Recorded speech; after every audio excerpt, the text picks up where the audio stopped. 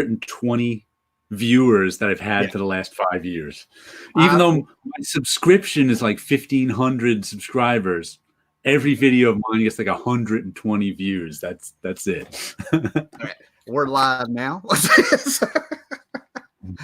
Hey there, live people. Hey, what's going on? Jared and I are. This is Jared Osborne. Go check out his channel. We were sitting here, kind of discussing about dead channels and how it's been like. We couldn't believe it's been 3 years since we've done a hangout and stuff. Yeah. So we're just going to shoot the shit, I guess, and talk about things that pop in. You got comments, ask questions. Jared, I'm not going to put out your business, but back in the 90s, you were in the Marvel bullpen, and then you're from 1990 to 2005. I was there. There you go. And then you are teaching art now, and don't you have a comic or something? You sell your art and stuff? I have a web comic, radiantcomics.com, that I put out a daily web comic. Cool. That's all about talking and conversation. Well, plug it all through this conversation. Okay. So, I will. Okay. But oh man. Yeah, but as far as my channel goes and stuff, I mean, I keep getting subscribers, and it blows my mind because I think they're getting the older videos. And between moving to this house, having no light in here, I think this used to be an old dining room. I mean, this is mood light in here, so I can't really shoot in here. And I mean, I'll say it was my content too here lately and stuff. But yeah, it's like when Koopa came around, everybody disappeared, and I had a that was amazing. Like the government was going to show up at their door, giving them $40,000 fines. I was like, huh? Yeah. Well, see, and my thing is that I take it serious because we just had a Medicaid audit. I deal with the government. My job, where I'm a social worker in Virginia, got sued back in 2012. And they're restructuring everything. I deal with the Department of Justice. I deal with Medicaid. I deal with this actual government stuff, and they have free reign to do whatever they want. I just never. This whole thing was always YouTube trying to dodge their responsibility when they got in trouble. So I was like, the government doesn't care about us making video. The government cares about YouTube tracking children's information, which none of us can do. Right. It doesn't matter what video you put up. We can't track anyone's information. So I was like, wow, people are really panicking over YouTube dodging and stuff. Oh yeah. I had a ton. I lost a big part of my viewership went down because those people deleted their channel for real. I got a few messages, so that is confirmed. But the thing is I think Koopa is dealing with YouTube and not us. And this, they don't care about us. But like I said, that was all about YouTube collecting information on children, and you're not allowed to do that. So now we can have stuff in our videos, And YouTube was just like, we're not making the videos; it's them. Right. Even though they're the one collecting the information, so it was just kind of like, but it is amazing to me that got rid of some of the last. It's like I think I started YouTubing in 2014, comic book YouTubing.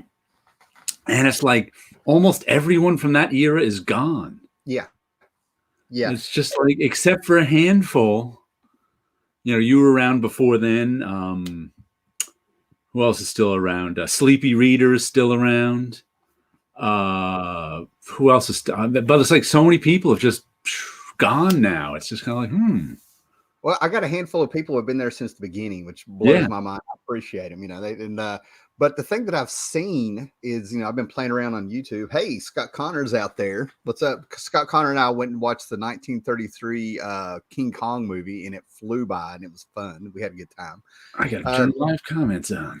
Oh, yeah. So, but what I've noticed is that, it's like there's this vacuum that got filled. Where I've done this so much, we used to have a real tight community here, and then tight and spread out and all that stuff, had some stuff, but I'm seeing history repeat itself.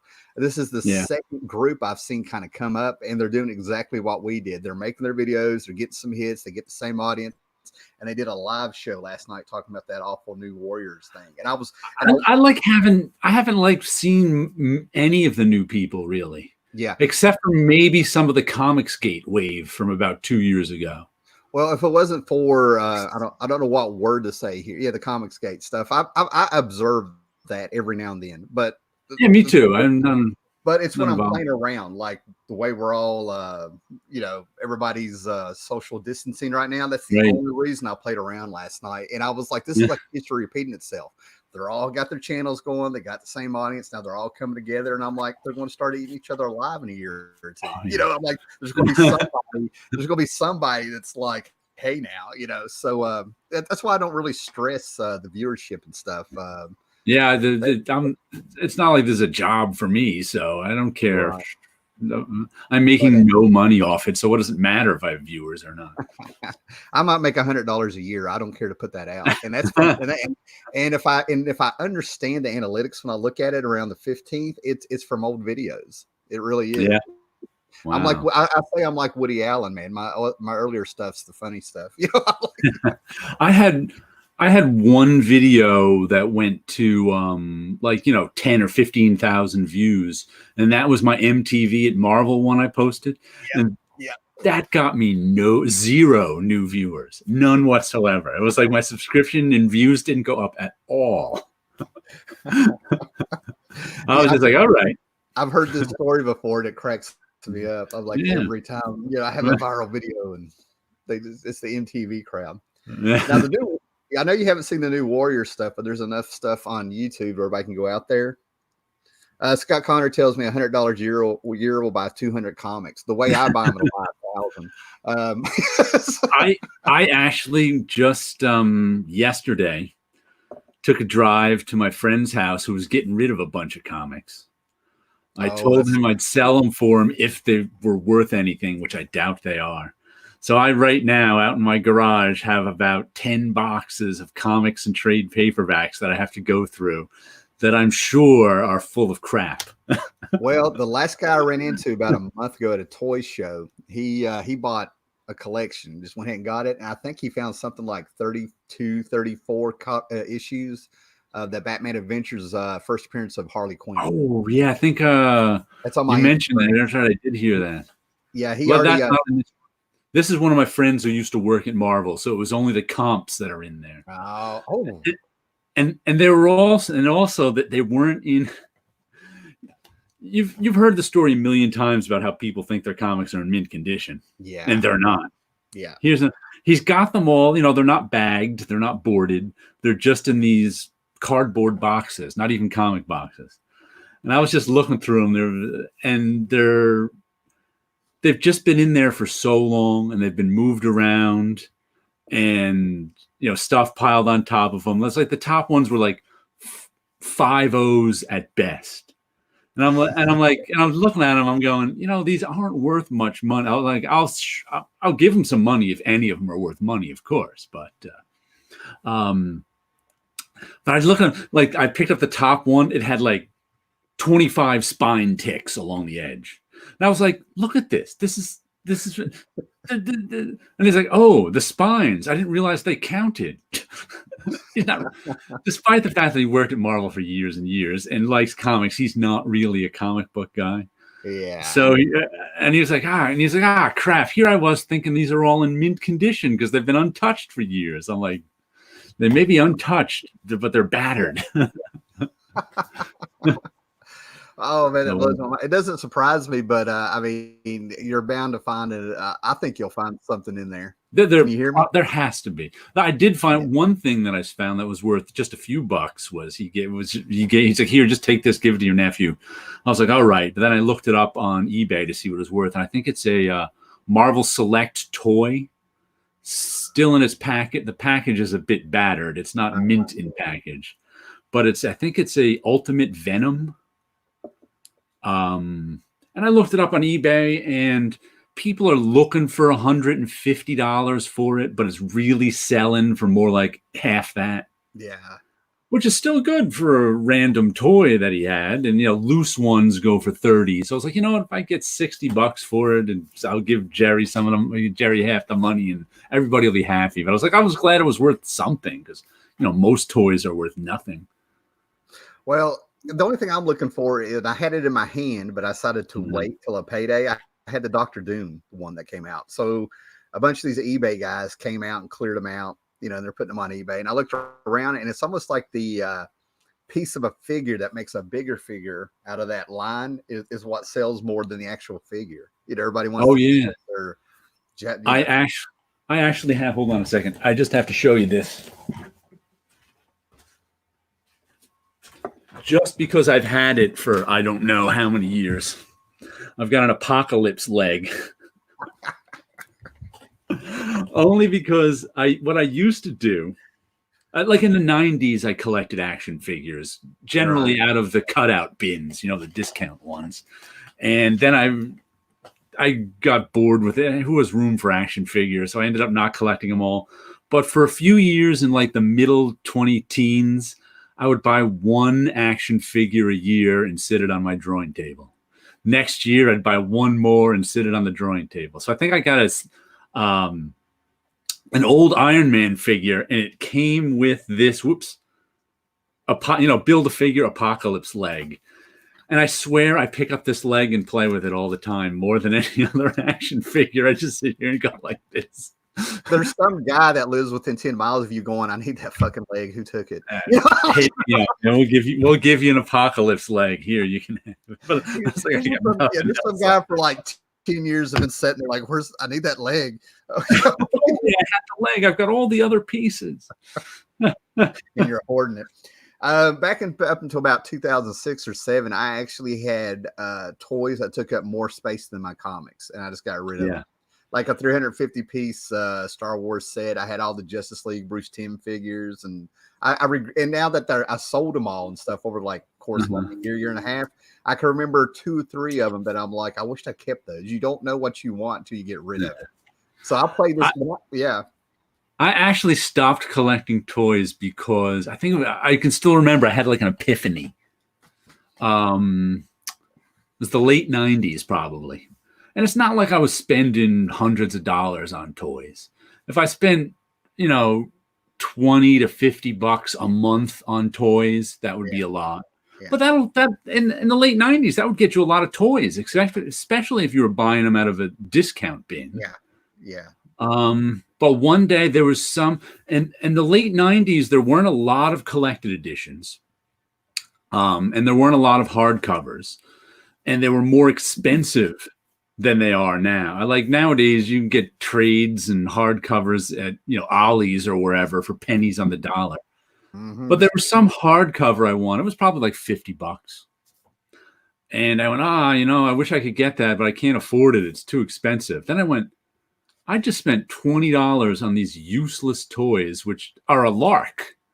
I'm like, why don't I just stop buying these toys and buy the hardcover I want? So from then, that's when I stopped buying toys generally. I was like, why am I spending this money on toys, which I don't even really like?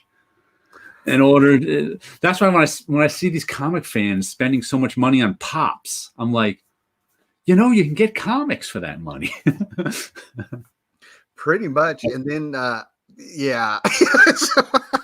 I saw people. I remember in the 2000s, I saw people buying like Wolverine Origin for like $85 number 1. Meanwhile, their wife or girlfriend is sitting there holding the baby, and I'm like, it's none of my business. But do you really have money to do this? Then they'll go in and they buy some like limited figure or something, and then they're like, well, let's go home and eat. We got anything? I'm sitting here like, I never. Y'all are killing me. But no, we got Chris Lackey out there, and we got Scott Connor out there, man. And there's 2 other people out there. So hey, what's up? I don't know, but the toy thing, like I said, there's like 3 or 4 figures and stuff. But I've got like an Iron Giant and a Robbie Robot Godzilla over here. It's turned around to where like it's not collecting toys, but it's like it really suits the decor. In this house, it's always who's going to beat whom. King Kong or Godzilla in this house, and then like the Iron Giant and Scott Connor is going to do a big thing here. The Iron Giant's big in this house also. So it's not about collecting. It's sort of like that looks cool when it fits in here. And I once had a friend describe another friend saying he's not a collector, he's an accumulator. Oh, nice. And that's kind of what I am with toys these days. Here's the one that's on my desk right now. Whoops. Oh, that's cool. Little Iron Man. And it's funny because my sister gave me this 2 Christmases ago, I think. And I put it down on my table and was like, oh, I'm going to have to build that one day.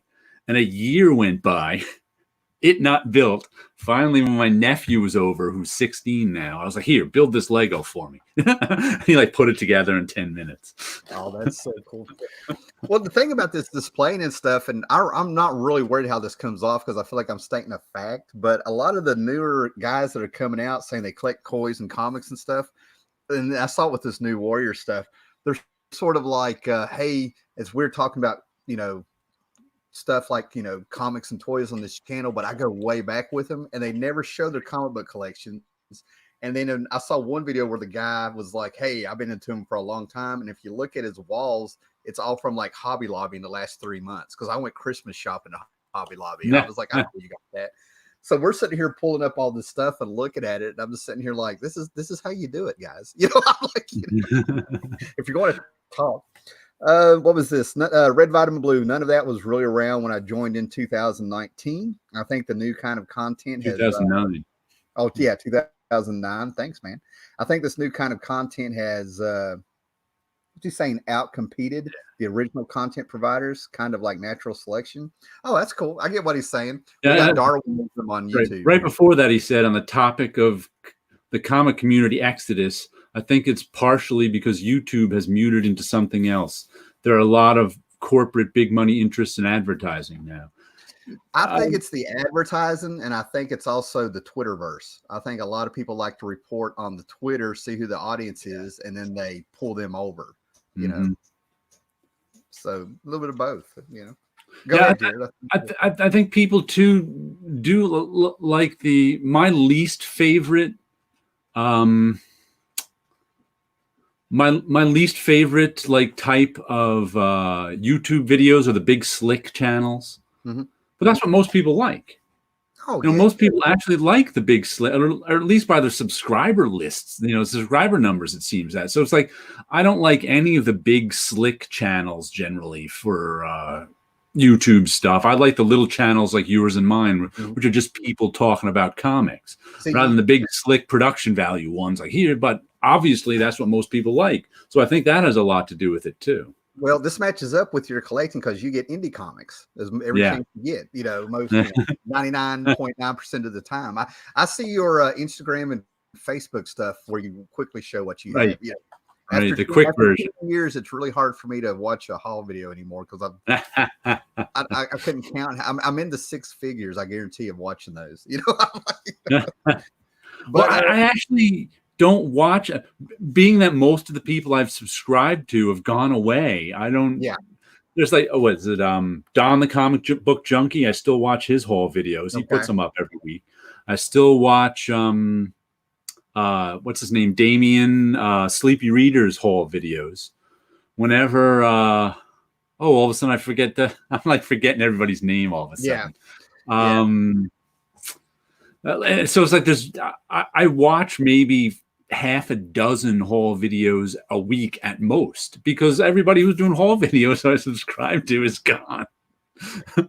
my thing is the slick videos don't really bother me because every now and then I'll see something like, and it's not like I spend a lot of time on YouTube anymore either. Like I might be, if I get insomnia, I'll go down the line, but I listen to old radio serials, audiobooks, X-1, Suspense, these old radio shows, anything with Vincent Price, because I'll just have it on. Like when you came on, I had the record player going and stuff. Right? I'm down to listening more. But when I see these big slick channels and stuff, I'm sort of like, well, that's cool and that setup's cool. But it's like what I mentioned a minute ago. I hate when you pick up on that. I hate to say it, but I mean, it's just call what it is when they start bullshitting the audience a little bit. Yeah, themselves, that's when they lose me. I mean, they don't really offer insight, right? Like they don't offer the kind of insight that you or I can offer. As they're trying to put on a show and make money. Well, so when this community started growing, I actually would have comments all the time about how to do this, and I didn't quite understand what they were saying, so I was telling them just to be genuine. So there's a video out there somewhere where I'm talking about flashy videos, but if you don't have substance, you're wasting your time. And I got him at the end of it because, like I said, you watched me like just flip through a notebook with big words on it, and you made it. That's what I'm talking about. So yeah, the big flashy ones, it doesn't really bother me that they're big and flashy and they're doing well. It's when they all of a Yeah, sudden, I don't resent their success. I just yeah, don't. I'm just not interested in them. yeah. But I mean, who knows? I mean, I've been thinking about making puzzle videos. I've got a bunch of like superhero puzzles where if I could figure out my editing software on this thing, I would just like I'd make puzzles and speed them up and find some. Yeah. I got one of my buddy's old bands from the 2000s called Satan, so I got music that won't get copyright strike. You know, I won't tell anybody that's Satan. All right, man. Now, one of the things we were talking about, might as well get on a topic here. My coffee's kicking in, so we might have fun. This is Arabian coffee, so it jacks. I'm not a coffee drinker, so I don't know what it's like. Well, where I moved, I had the same coffee from a Circle K for years. All right, I moved down here. There's 3 gas stations. They have shitty coffee, and of course, the one further away has this Arabian coffee. Jacks me up. And you don't feel high from it, but it keeps me going. Scott Connor, I'm just happy to see any comic video that has something to do with books from the non-big 2. Scott Connor, those are my whole videos and everything. Yeah, that would be Jared there, Scott. But I think we were trying to remember what the video was. I think we did figure it out was a YouTube video, but we were going back and forth in the comments, and I think you said it was Alan Moore, how he hit big. Right. Yeah. You were talking about how Alan Moore became big with the Watchmen, and I was talking about how he was big already. That's what got him the Watchmen. And then you pointed out I'm from the New York suburbs, so I was like 3 or 4 years ahead of you in terms of stuff that came there.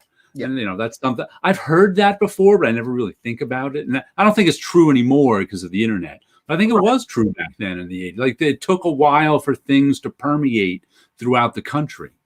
Well, if we had struck while the iron was hot, I actually got asked about those comments. And thankfully, the people who watched my videos or watched your videos or vice versa, right. Nobody thought, there was no drama to it. Everybody was just, I wish we struck while the iron is hot now that I'm talking to you, made a video like that, But yeah, I was telling you before we came on here that typing is just talking in comments. You just it goes nowhere. I figured I treat it like texting. Once we get past 3 messages, we just need to talk on the phone.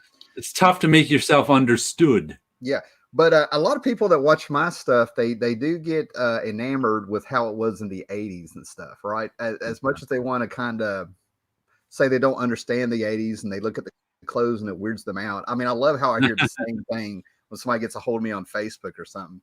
But the 80s, what did I bring up? I said it was like REM, in my opinion. Right. When it comes to Alan Moore, if you were in colleges in the early 80s, you know who REM is because of college radio. I didn't know about college radio until a band called The Replacements did a song called Left of the Dial, and I was like, yeah.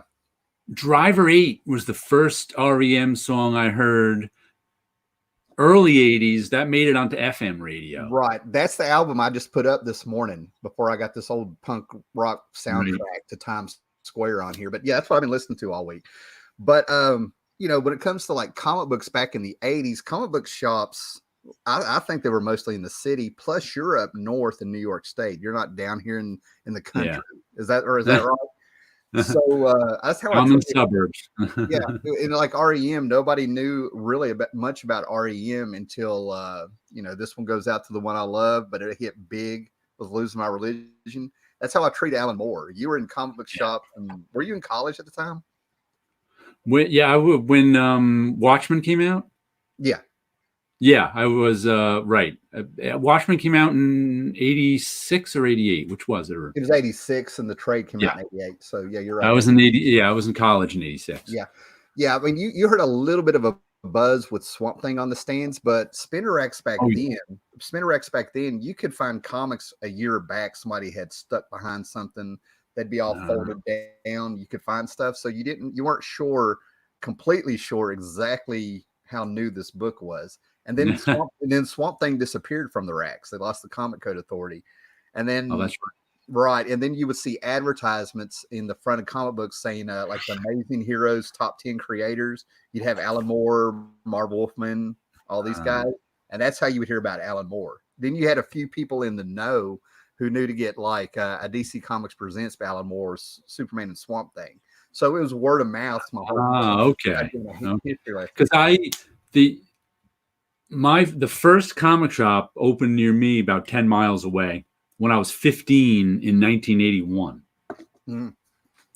By the time I graduated in high school in 84, by the time I graduated high school, probably when I was about 16 or 17, my friend Rob, who I still go and meet at the comic shop to this day, he got his license. So we used to go to the comic shop every week in like 83, 84.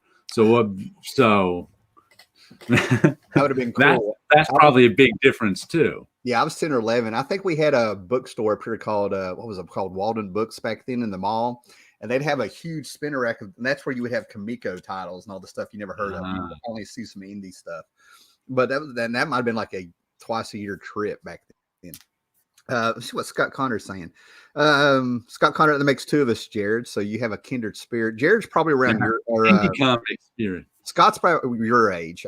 He moved down to a college town in Blacksburg at some point. I don't know what year. Okay. And Scott Connor, Me Too, one of the better songs, probably Driver 8. Driver 8's really good. That's they'd write a for people who don't know what Driver 8 is, it's a Southern Gothic alternative song about a train. And that whole album's about REM touring the South, even though they're from Atlanta. Train conductor said, "Take a break, Driver 8. Been on this trip too long." The one I liked, and I hope it's. I can't sing, but I still do. Yes, no, we're good. But the one I liked was, and it was because of the title, because I could never figure out what movie I heard it in. But it was like, "You can't get there from here." I actually heard people say that when I was little. So I'm like, of course, that's a song title, you know. Yeah. I think they also used that in a TV commercial at one time. That phrase, not the song itself. You can't get there from here. I just remember somebody saying it like that. That's what I'm talking about. I hear it perfectly I have no idea where it came from, but I hear it. It's in a Southern accent. It's got to be a TV commercial. That's what it is. God, I hope so, because it drove me nuts off and on for a while. It's funny. I stopped listening to REM when they got big. With that, the Losing My Religion album, was that Green? Was that the name of it? I don't remember. No, I don't think it was called Green. I don't remember what it was. That was the last REM album I bought. It's like just as everybody else started loving REM, I was done with them. My last album from them was I skipped that one. When they got big, I was sort of like, okay, things are changing. Nirvana hit, and then they did Monster, and that's because Peter Buck got like a guitar. I don't know what you call it, man. Scott will probably pop in here, but he got this machine that lets you do different guitar sounds. And all of a sudden, Crush with Eyeliner came out, and Bang Blame came out, and I'm like, this is great. And then after that, it was over. They might have like Night Swimming, like a song here and there, but I'm like, it's over. It's over. Red Vitamin Blue just put Automatic for the People, best album of the 90s? ? Was that the one I did? If it was an REM that came out in the 90s, it's not my REM. Oh, man. You know what's going to happen is we're going to be like 10, 15 minutes on in this, and all of a sudden I'm going to be like, stop. I remember. You know, I don't know if that's the best album. It's a damn good one. I mean, an REM album's good. It doesn't matter, but yeah, they're all good. I just kind of lost interest in them when they got big. Now I kind of, it's funny because there's a couple of bands that I get nostalgic for, even if I wasn't a fan. Well, here's the biggest band that I'm not a fan of, but I get nostalgic for them just because there's no one who sounds like them. And my roommate back in college used to listen to them all the time. Rush. Oh yeah. I'm not a Rush fan. I don't have any Rush albums. But when I hear Rush now, it's like a wave of nostalgia just because nobody sounds like Rush. Used to be, there were a lot of sort of bands that sang in that high, was it a falsetto or something? I don't know musical terms very well. But now there's just like no one does that anymore. So it's kind of like. No. Rush was one of those bands that I kind of wished I could have been part of that crowd because their fans were like dedicated. Oh, their fans are dedicated. That's what I mean. And I wanted to, but it's like Closer to the Heart. I love that song. See, Bitor and I can't remember. That's what I'm saying. I know you're mixing up Yes and Rush. Closer to the Heart is Yes. No, Rush is Tom. Rush. No, closer to the Am I heart. mixing up? Rush. Closer. Yes, you're right. Closer to the heart is Rush. Yeah, Scott is saying shame on you. He's a huge Rush fan. Like Scott's going, there are non-Rush fans. That cracks me up. I said, when my freshman year of my sophomore year of college, my roommate was a huge Rush fan and played Rush. Too much Rush gives me a headache. Well, and that's what I mean. I like their single.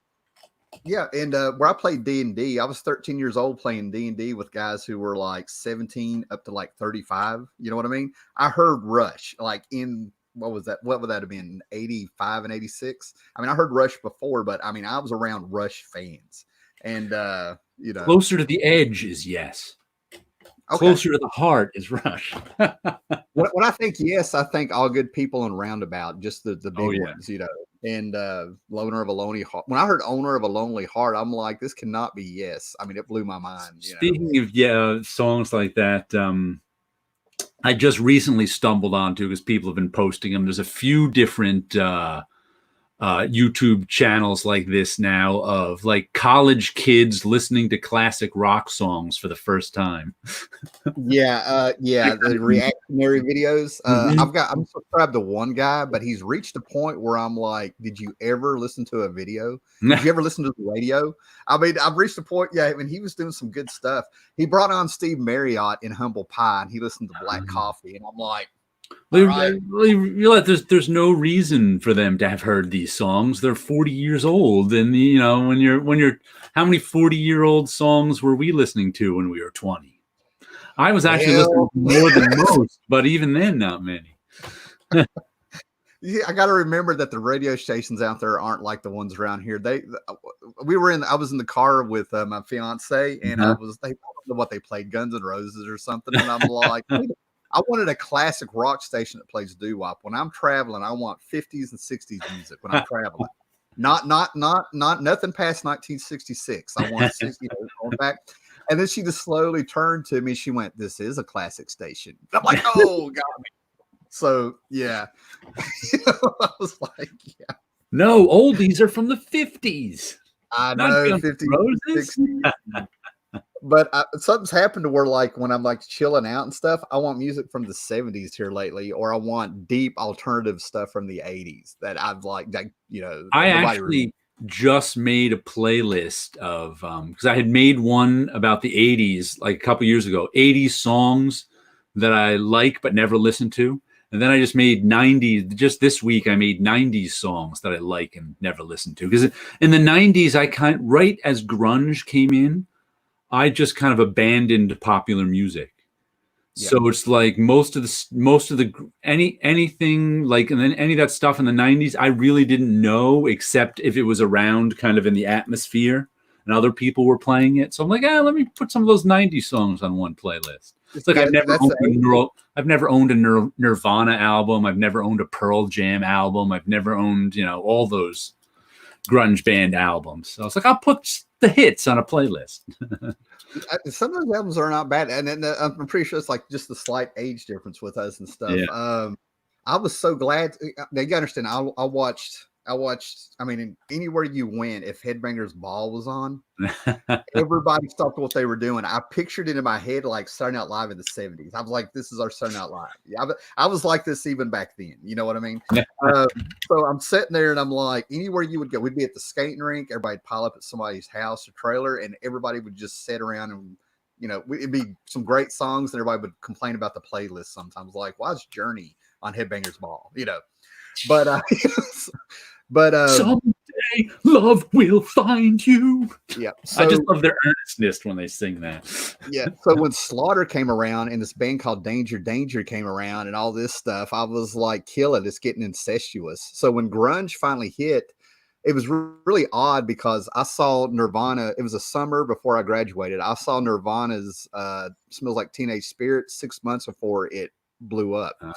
I was rocking. It was broad daylight. I remember how sunny it was. I was going outside to do something. And on the TV, I heard this guy screaming, whispering, squeaming, whispering. And I'm like, well, that's smart. I like that.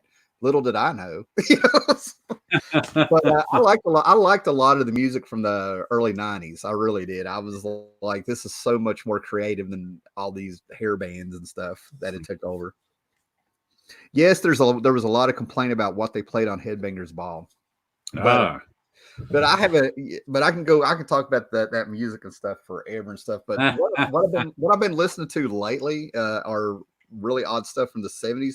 I've always listened to Iggy Pop and that kind of stuff. The hair band, I got off track somehow. I don't know what happened, but I've been listening to the Sweet UFO, and I don't like the Scorpions, but I love the Scorpions of the 70s.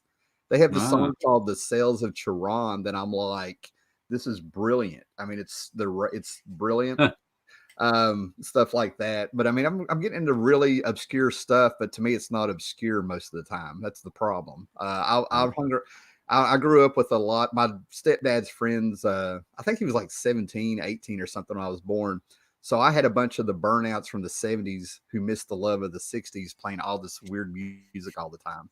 You'd have your Kiss and Creedence Clearwater, but then all of a sudden you'd have this stuff where I'm like, what is this? You know? Yeah, my parents listened to country and western growing up. So I grew up on a lot of Chris Christopherson, Waylon Jennings, Willie Nelson. So I know all that stuff that most people don't know that well. That's the area around here. It never took. I have no idea how I turned out how I was. I'm very grateful.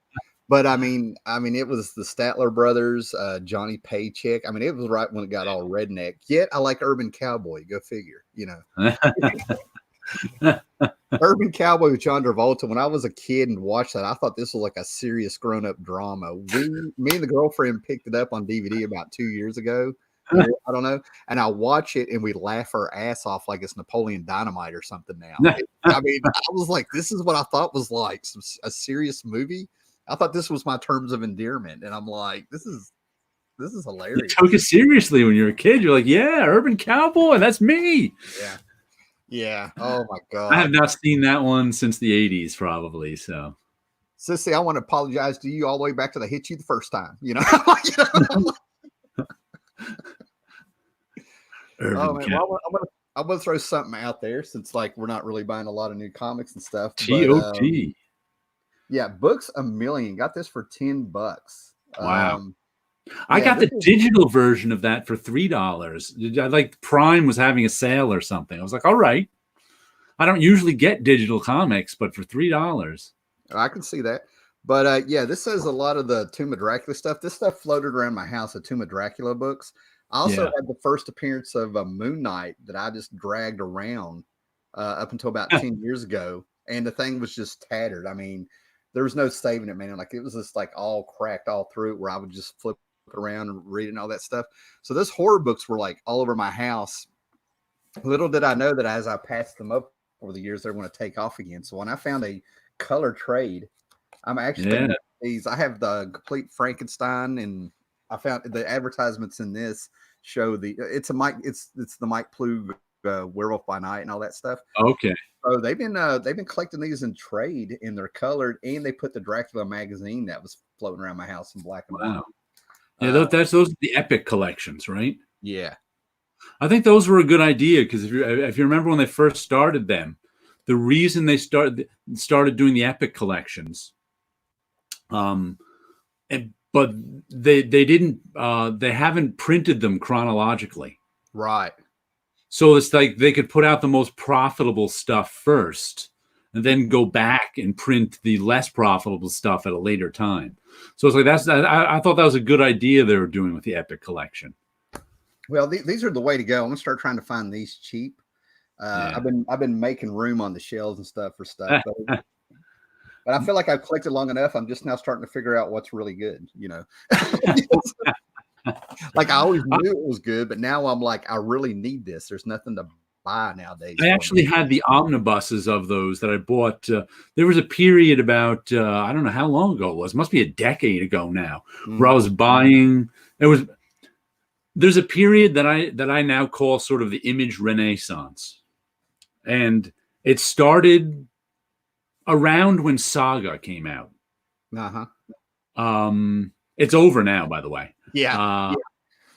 And it may have started slightly before then, but because from like 2007 to like 2010 or 11 when Saga came out, I was buying mostly collected editions. Did you say 2007? Yeah, somewhere around 2007 to 2011. I don't know the exact date, but around there, because there just weren't any good indie comics that I really. I was still going to the comic shop every week. I was still picking, but I was buying one or two comics a week. That was, Usagi Yojimbo was still coming out. There was other stuff that I'd been buying for years. Walking Dead, of course, I was buying, but there really wasn't much. So I started buying collected editions and trades. And one of the ones I got the collected editions of Tomb of Dracula, the big omnibuses, which I ended up selling when I needed the money about 3 years ago, and they were out of print. So somebody gave me a big chunk of change for them. Somebody gave me like $150 a book for them. I was like, all right, I'll get rid of them. But it was funny. I could part for that. Yeah, easily. Yeah. then I was like, all right, because I still have a bunch of the issues, and I was like, they come back in print, I can get them. Like, you just got it for what, $10 for the, I know they're going to be back in print at some other time, but they were out of print at that time. But it was funny, like I said, once what I call the image renaissance started, for about 3-4 years, there were more good comics than I could afford coming out of Image. They just put out a ton of stuff. As one friend said who used to run it, he's like, "Oh, the comics have finally caught up with your taste." But then the last 4 or 5 years, nope. Just most of them are gone. Just The area you're talking about, was a time where I finally realized I was aging. You know what I mean? Like, and it wasn't like a midlife crisis. It was one of those things where what I had to say about them wasn't constructive, and for a reason, right? When Saga was first coming out, and that was blowing up all over YouTube. I remember constantly. The Saga wasn't even my favorite of them. It was just kind of the one. So Saga comes out, and they were advertising it like it was like this new, like it's going to be like right up there with Star Wars with its epicness. Yeah. I started reading it, and I think I picked up a trade or something. It didn't really grab me, but I got the first trade to check it out. Everybody's talking about it, and I'm like, this isn't Star Wars. This is him doing heavy metal. I thought it was a book inspired big time by heavy metal with some of the stuff they had in there, because it had a little bit of gratuitous language in there. It popped the boob out every now and then, but it wasn't anything bad. It was fitting. And I'm like, this is like 1977 heavy metal. But so I ended up going to a library or something and get more trades, and like it just lost momentum. And I always wondered, was it good because it was better than anything else that was out there at the time? Like everybody else's quality of their books went down, kind of like Immortal Hulk, in my opinion, or is it really that good? But I don't know anybody really stuck with it.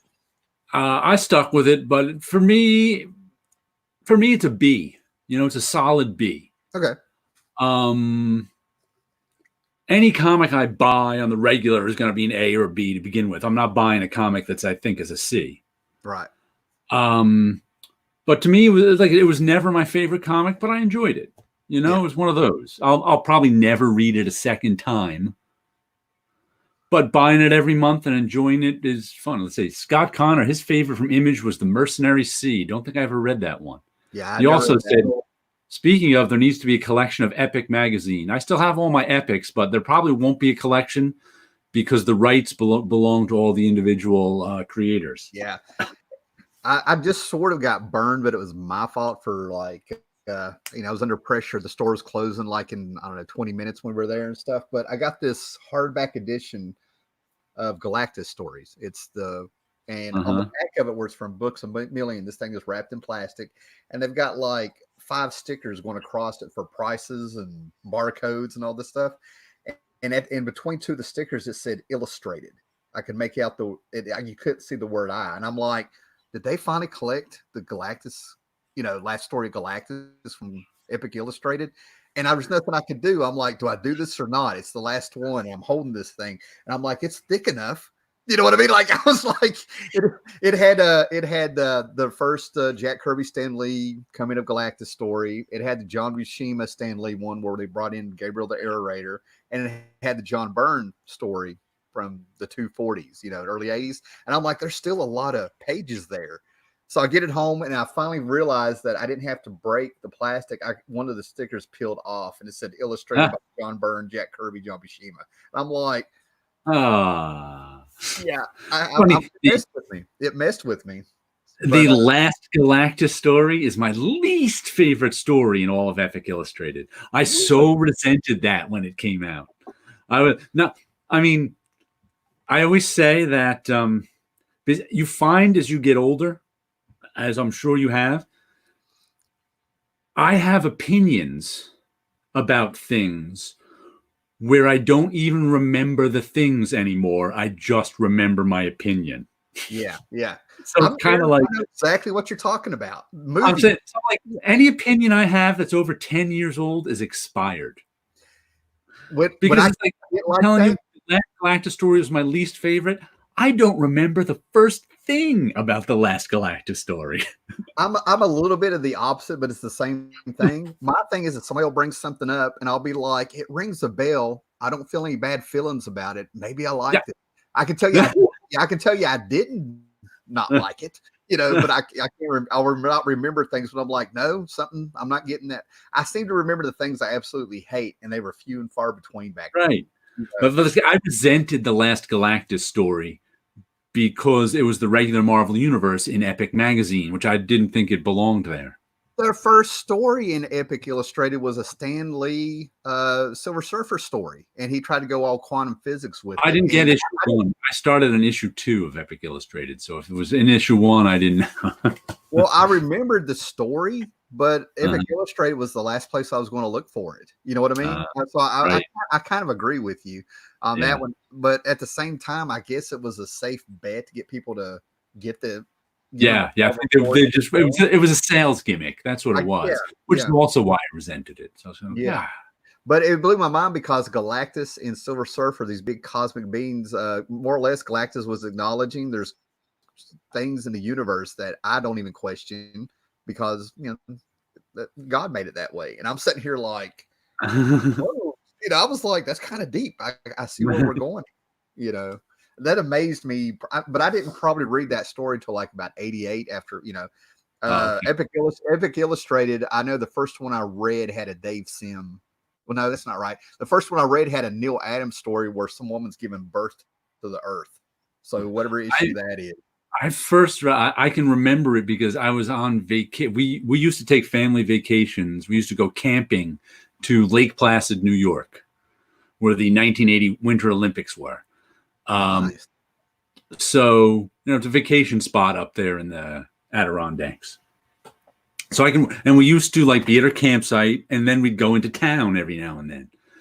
And I, of course, when I went into town, wanted to check out the comic books.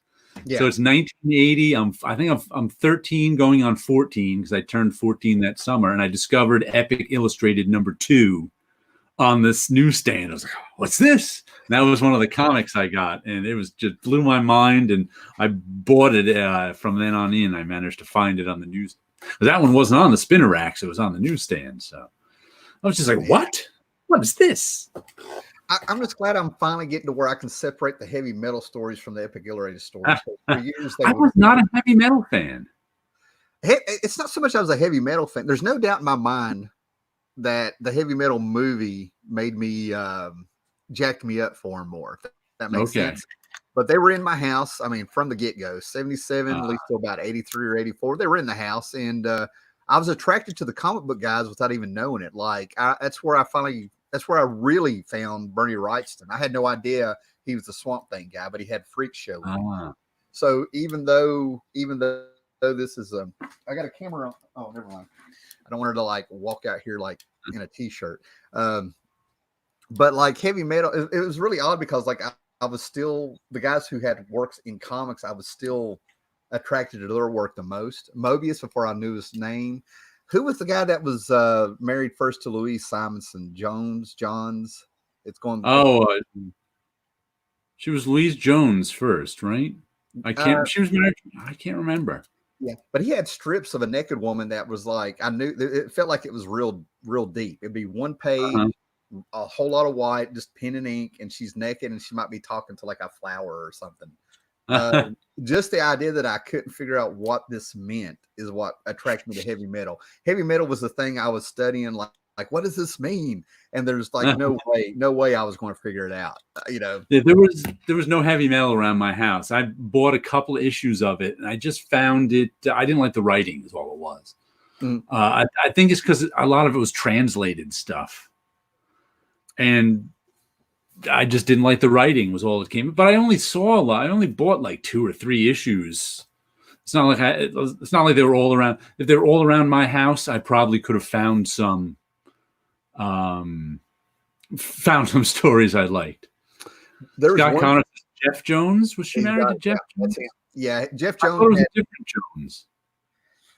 No, there's been a couple Jones out there, and it's almost like they have the same initials, but it was Jeff Jones. That guy's quite the artist. I have a card set of his, and I didn't realize, and I have some PC comic stuff of his. That's just his art and stuff.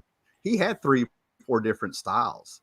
I didn't realize I was a fan of 2 different artists. I thought they ended up being the same guy. Okay. Yeah. Is he the one who became a woman? Yeah. Right? Yeah, he ended his. I have a documentary on that I've never watched. I'm gonna have to watch one of these days. Oh, that's interesting, man. Yeah. Is it on YouTube or did you? I don't know. If a friend gave it to me, he bought it on DVD. I forget the name. Butterflies and something. That fits because he had butterflies in his strips. Yeah, I always liked it. He had that one famous Wonder Woman cover too, but I always liked his painted work. It was good stuff. Mm-hmm. Hey, Matthew Rasco's out there. What's up, man? Hey, that's a tradition of my live shows is like if we were like quitting in everybody shows. That's about when I show up too in your live show. Now heavy metal, and I'll get off the heavy metal kick here in a minute, but there was 2 strips that are like polar opposites for me. I don't even remember what the strip was, but it was like they had characters in it that were wearing stormtrooper helmets and stuff. And I'm like, this is awful. I mean, it was too much.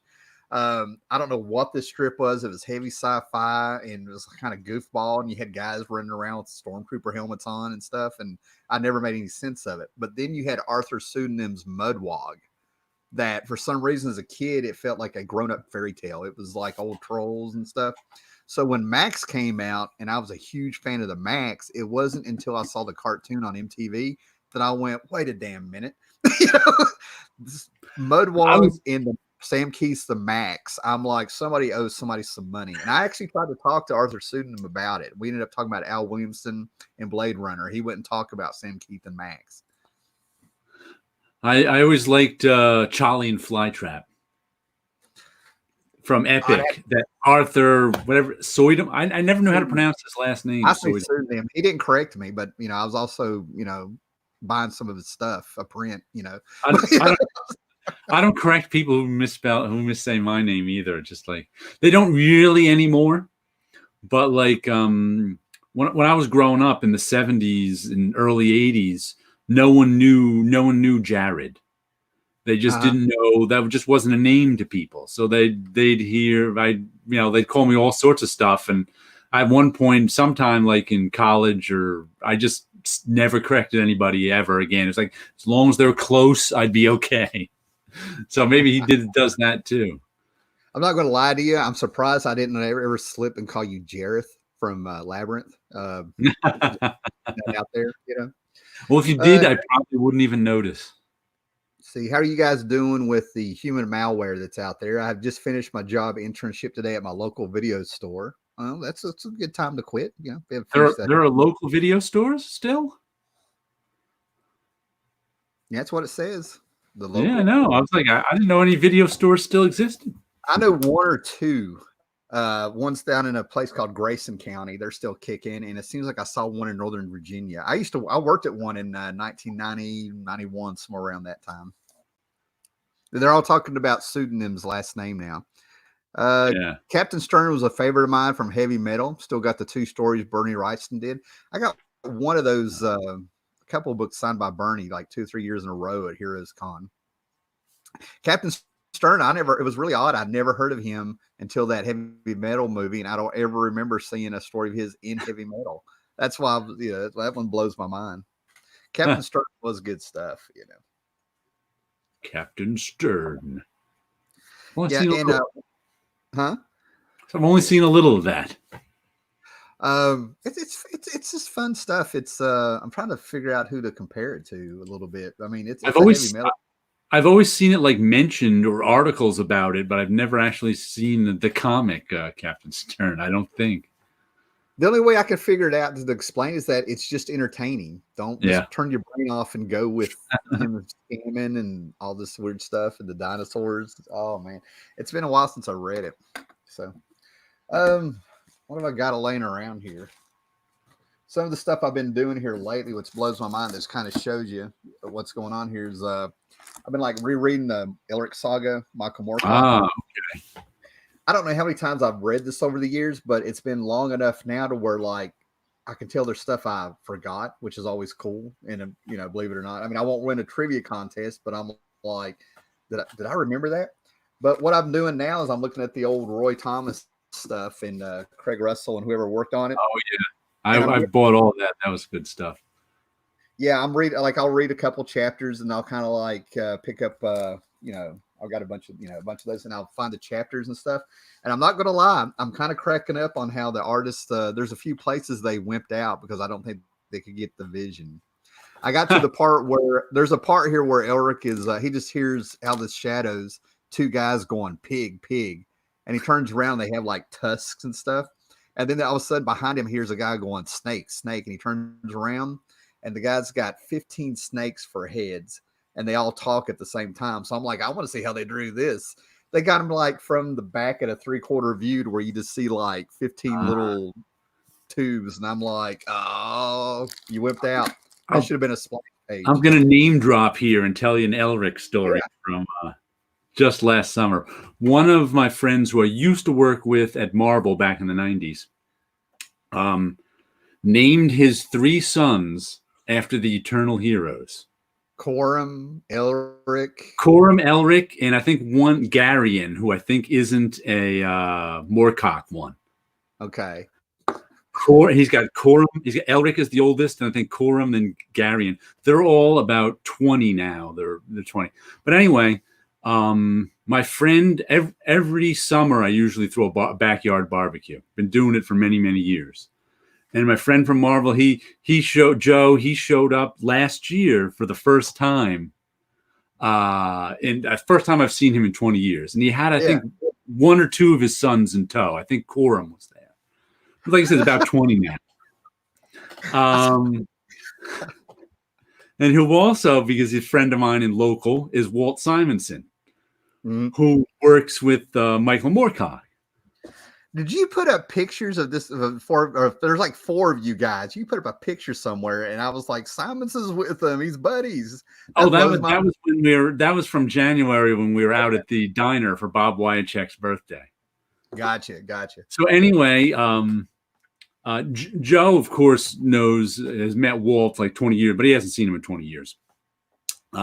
So he's standing there with his son Corum. He's talking. Well, I'm going around hosting, moving things, and so I just see them over there talking. And just as I don't have no idea, they're obviously talking about his son's names, because just as I walk by, I hear Walt say, "Don't worry, I'll let Michael know he got 2 out of the 3." So I guess Walt was telling Michael that there's an Elric walking around. If I'm at a barbecue get together and I'm just sitting there like being all suburban and having a good time, and all of a sudden I hear somebody yelling Elric and Corum, I don't know what I would do. I'd be like, "Is this real?" I'd have to look around. That's so cool. How did he? I want to know how he talked to his wife or whatever into naming the kids and stuff. I'd be down for Elric. I'd be down for Elric. That just reminded me another time when it was a few years ago. Like most of my friends who come to this, I either know from Marvel, from my college, or both. Like a lot of people who I worked with at college worked with me at Marvel too. It's that old, it's not what you know, it's who you know thing. Where one guy and my friend Ed got a job at Marvel. Then I got a job there. My friend John did. My friend Bunch did. My friend Matt did. It's like there was half a dozen of us who went to school together working at Marvel in the early 90s, because that's how the world works. Right on. And so it was at another of my backyard. It may have been the first one Walt showed up to about 4 years ago, I think it was. And like I said, most of my friends there already know him because they worked at Marvel and they know him from there. But not all of them. So my one friend, Sherry Lynn, she's a big comic fan too. So she's standing there, we're talking.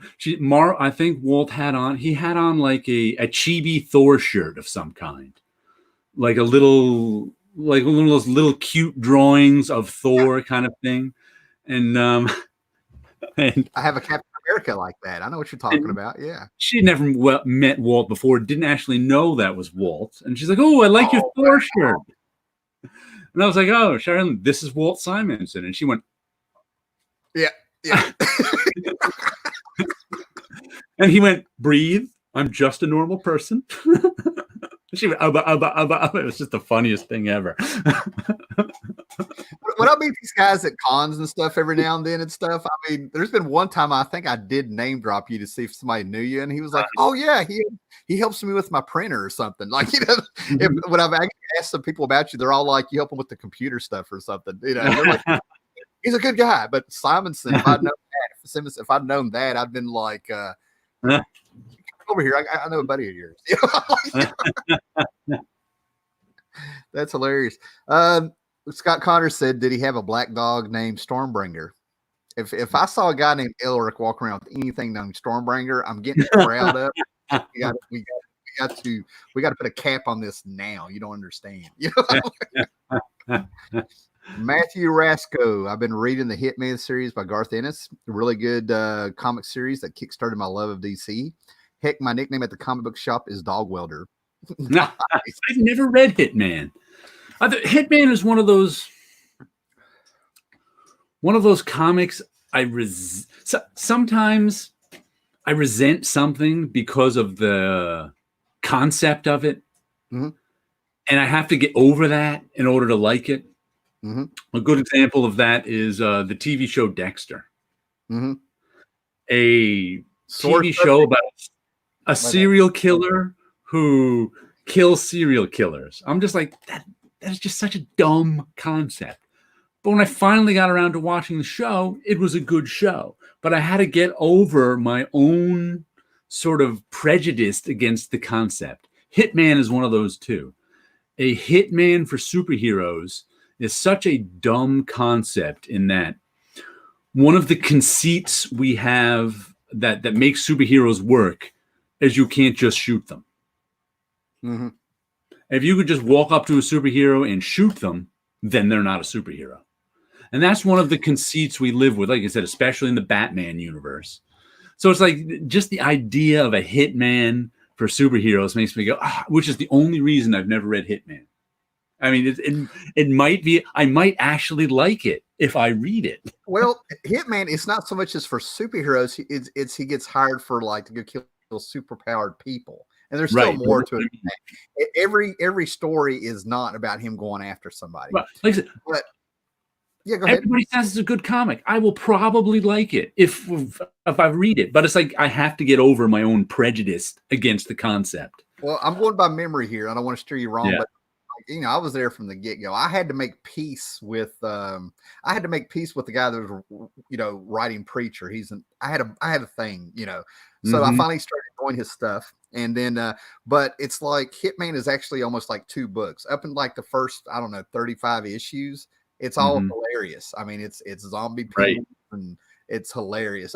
He throws up Batman's boots. I mean, it's hilarious. And then all of a sudden it gets a little bit more of a serious turn, and he brings in other characters to be more funny. And it almost turns into Sundance and Butch Cassidy. Was that right? I'm messing that up. Butch and Sundance, right? Yeah, it almost starts turning into that after you figure out what it is. It's 2 war veterans from Desert Storm. Things get a little bit more serious. He brings in this weird super team called Six Pack. Wait a minute, it's not Six Pack's the hero. I'm messing it all up. That's where Dog Welder came up. It's been a while.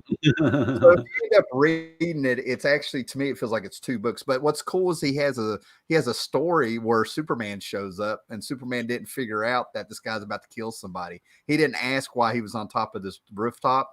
and he makes Superman feel better. He talks to Superman and makes him feel better about things, and all this stuff. You're just sort of like that story was like highly acclaimed out of all the whole series. Yeah. Looks like we got some comments. Yep. I met my first girlfriend after meeting Steve Dillon, a local con, before he passed away. That was sad about Steve Dillon. That hit a little bit because it came out of nowhere, in my opinion. You know what I mean? And I also think that's one of those things where, because it was a appendix, right? Oh, I never heard what happened. Yeah, I think that was it. He was at a con in New York City, and he thought he was just feeling bad, but he had a burst appendix that killed him. That's one of those like if he was at home, he probably would have gone to the doctor. Yeah, he'd been okay. But since he was in New York City, who goes to the doctor if you're at a con in New York, especially if you're English and have national health care, how do you even get? So to me, it's like it was just like one of those things where if he was at home, he probably would have survived that. Oh man, so that hits hard because my parents waited. My parents made me wait all night long to go to the doctor, and we watched a movie called Coma the night before I went to bed. And I started having coma is where people were being put in comas on purpose. Right, I remember that movie. And they were farming their bodies or something. So I go to bed and I wasn't feeling well. And long story short, after they finally take me to the doctor, like at 8 the next morning, they get chewed out by the doctor, rush me upstairs. They knock me out they give me shots and stuff to knock me out in the elevator. And right when they pulled my appendix out, it exploded. Whoa. So I'm sitting here like hearing the story about it. I'm like, it's not about you, Tim, but that's scary. Yeah. But like as whenever I think of that, I think, man, if he was home. Yeah. Was he probably, what was that? Was he Canadian when you said the healthcare stuff? I think he's English, isn't he, Steve Dillon? Oh, that's right. He is. He came over. He was definitely from Great Britain, I think. Yeah. Right. Yeah. Oh man, that's awful. So I was like, man, I think he would have, like I said, that's something that he probably would have survived if he was just home at that time. But for some reason, I put him and Mike Wieringo together about this. Okay. Yeah. I mean, they're just knowing that those guys just out of the blue for us, Yeah. Passed away like that was just both of them. Yeah, where these guys, I'm not sure how to talk about it and stuff because some of these guys can be your friends, but for us, we just know them through their work. You know what I'm saying? Yeah, I don't know. I never met Steve, but I have a friend who was friends with Steve Dillon. So. Oh man, yeah. See if I can get this joke. I thought Jason Statham had the word hitman trademark. Oh, I get it. He played the video game character. That's right. See, to me, what Jason Statham has trademarked is his fighting style, where he takes off his shirt in the middle of the fight. Yeah. William Shatner sitting there going, "Son of a bitch." Matthew Rasco, Hitman is a good series, although it will make you laugh, love, and cry manly tears, especially after what happens to Sean Newton and Johnny Ringo. That's what I mean. That thing's got up and downs. Check that. Like I said, I've always kind of wanted to. Like I said, my own prejudice has kept me away from it. Well, yeah, what I'm saying. Yeah, I got real nervous. Garth Ennis hates Green Lantern. He thinks he's the stupidest superhero ever. He doesn't like superheroes anyway. The way and but he brought in Green Lantern into the book. Like the first year is like just hilarious.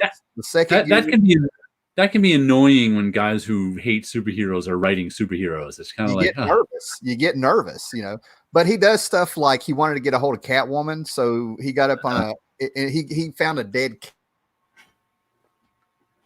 cat. You put it on a guy to get Catwoman to come around. Section 8, that's the name of the group. Six Pack and Section 8 are the hero group straight out of the Tick and the Boys. Yeah, I felt like I could see the Six Pack and the Section 8 guys being in the Tick universe. Well, Matthew Rasco, you get 17 cool kid points because that is excellent. Scott Conner just wrote, no, he plays a hitman in every damn movie he's in. No, he was a transporter in at least 3 of those movies. My son loved those transporter movies because there's a scene where he's all torn up with his shirt and he gets in the back of the car and he has a pressed new suit in plastic. And my son was like, that's the man. He was like 7, 8 years old, being like, that's how you do it. Yeah, those transporter movies are okay. They're not great. Okay. What's the one where oh god, I can't. You need to get that. Is that you? I don't know. Let's see. No, I don't. The ones I liked was the one where he had to like keep getting adrenaline to keep his heart pumping. They had. Oh yeah, that was like 7 minutes or something. That one was weird. I can't remember the name of it. No, the first one was like on your edge. That's the second one that was weird. You know. No, I mean that wasn't a transporter movie. The adrenaline one, right? That was something else. Mm-hmm. He had to find ways to get electrocuted or keep his adrenaline up or get charged. And like this poison or something that was going straight to poisoned. And that was a quick one too. Remember, it was like a 90-minute movie that from the very beginning to the end, he was running. It felt like real time, you know. Yeah. It's the one where when he got laid in each movie he got laid and he always got standing ovations, you know. So, what we got here? Matthew Rasco. He's all over the Hitman stuff. Kyle Rayner was treated well in Hitman, although it's best left unsaid about his encounter with Bueno. This guy is reading this fresh off the boat here. Yeah. The demon in it is Bader, just to let him know. And Garth Ennis tried to sneak it in there. It was a demon who had 4 arms that was hired to take out the Hitman. And his name was Bader. And he wanted to start setting up that you have ranks in hell, kind of calling back to his demon stuff. And he wanted his rank to be Master. We'll just leave it at that. And they wouldn't let him do it. So that character's real name starts with Master. You know? Scott Connor, poisoned by the script. That Jason Statham movie didn't have much of a script. Just stabs himself with needle, electrocutes himself, runs, hilarious. Shoots someone. Crank. Rob Ripa's right on it. The movie was called Crank. That's Crank? it. That was it. All right. This is what I mean. I love my people who have stuck around for years. Rob Ripa is one of those guys that's been there for years. He's got a YouTube channel where he has original music. He's a genius. He's got good stuff. Go check it out. Another thing I've been like picking up. This has been on my shelf forever where I forgot about it, and I'm finally getting to see. I think this is the complete Steranko Nick Fury. I think that's the one. Open it up for a second. And tell me who did the coloring. Was it an Italian? It should be in the early pages. Was it an Italian place? Studio Phoenix. F-E-N-I-X. That's the one. Late 90s. That's it. I think I have that on my shelf too. Where the only reason that exists, you have to, a lot of people don't remember now, but there weren't a lot of trade paperbacks. Until like the early 2000s, really. Right. Just because they used to think trade paperbacks cannibalized the monthly issue sales, which they may do. So it's like Marvel had like there was like one person in charge of. It's like Marvel ran. There was like group editors, and they had editors underneath them. There was one editor for all the trade paperbacks, and there weren't a lot of them. Wow. And that was a trade paperback. The only reason that exists in English was because an Italian company wanted to print it. So the Italian company actually paid to have it recolored and printed it. So Marvel was like, we may as well print it over here too. But the story, I've never met Jim Steranko. I only know this story from when that came out. From word around Marvel was Jim Steranko hated the recoloring on that trade paperback so much that he refused to sign them at cons. Oh, I'm glad I didn't whip it out. I've got the actual issue of this, the Shield number 4 or something that he signed for me. And I barely got him to sign like Superman 400 or whatever the anniversary issue is. And the reason he was signing it is if I open it up to his story, you know. But that story is apocryphal. It might not be true, but the coloring in that is not very true to the original series.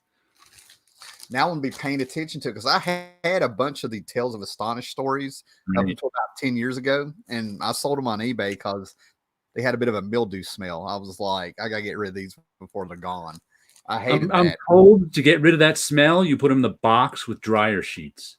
Like, yeah, me and Constant Bromstar, I think we're the ones that put that out there. I'm trying to now. It works sometimes, and sometimes it doesn't. I don't know what the difference is, but if I had to put a number on it, I'd say 80% of the time that works for me. I'm getting rid of a bunch of Batman that it's not working for, but I've got half a box over here that it worked perfectly. I don't know. I don't get it.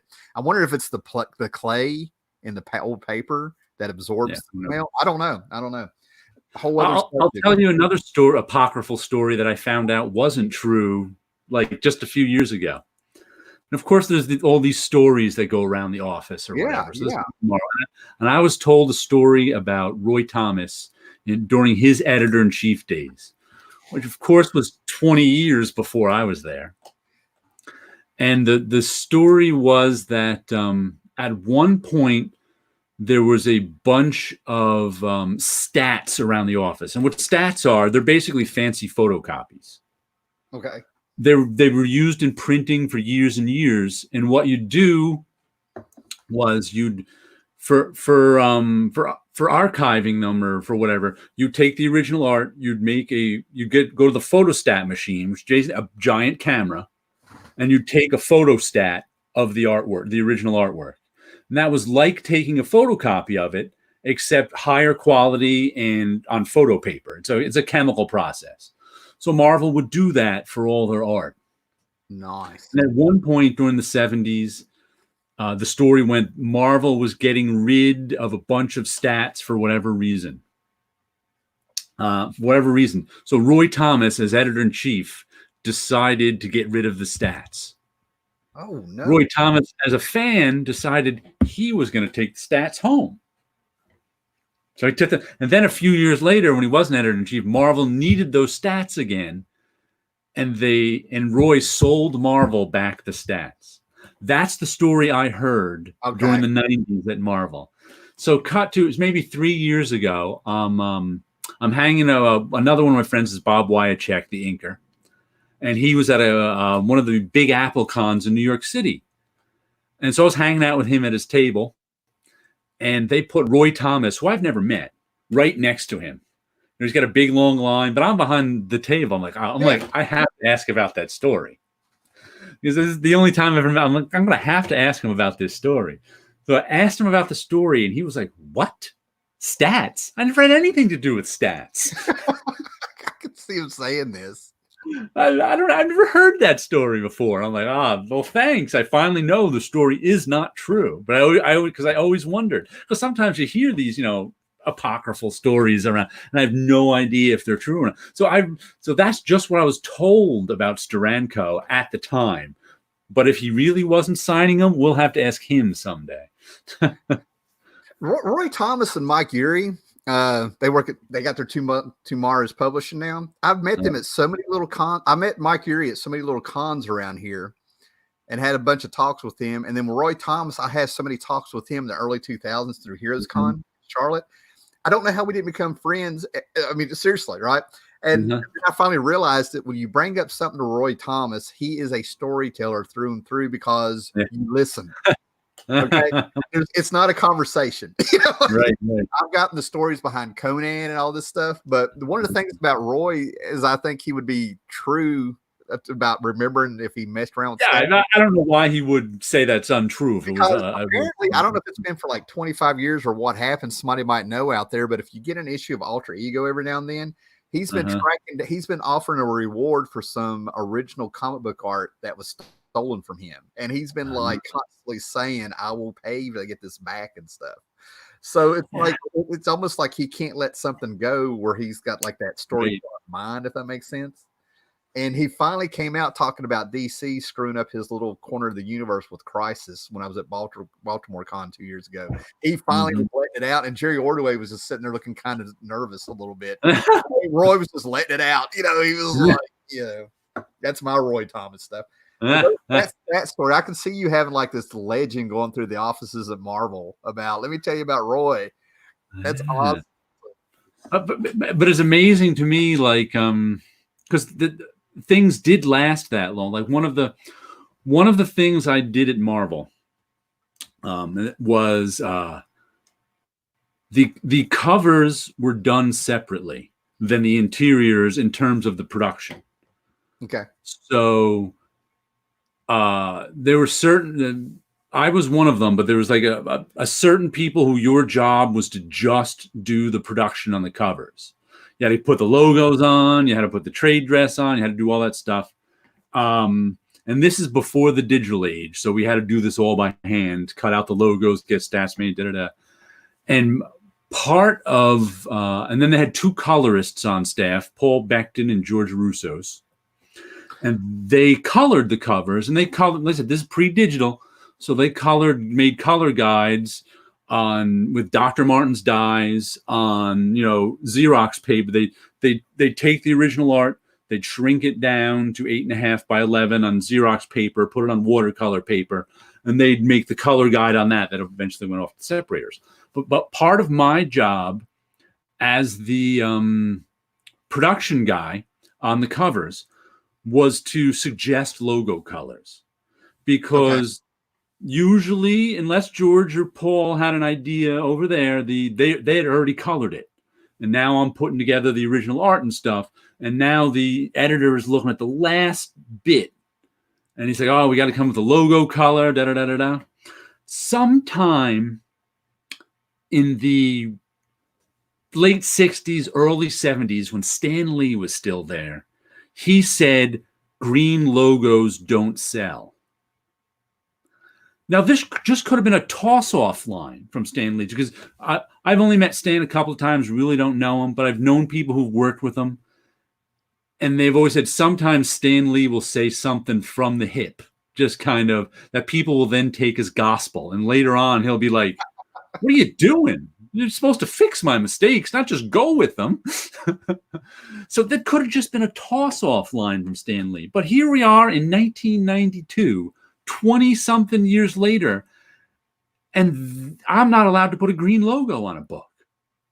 I'd be like, how about green? Oh, no, green logo. I'm like, real? Stan Lee said, I'm like, really?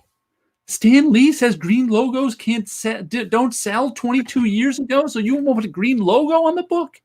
It wasn't until we went digital and could show them the color on the computer screen that we could do green logos. That's hilarious. Oh my God.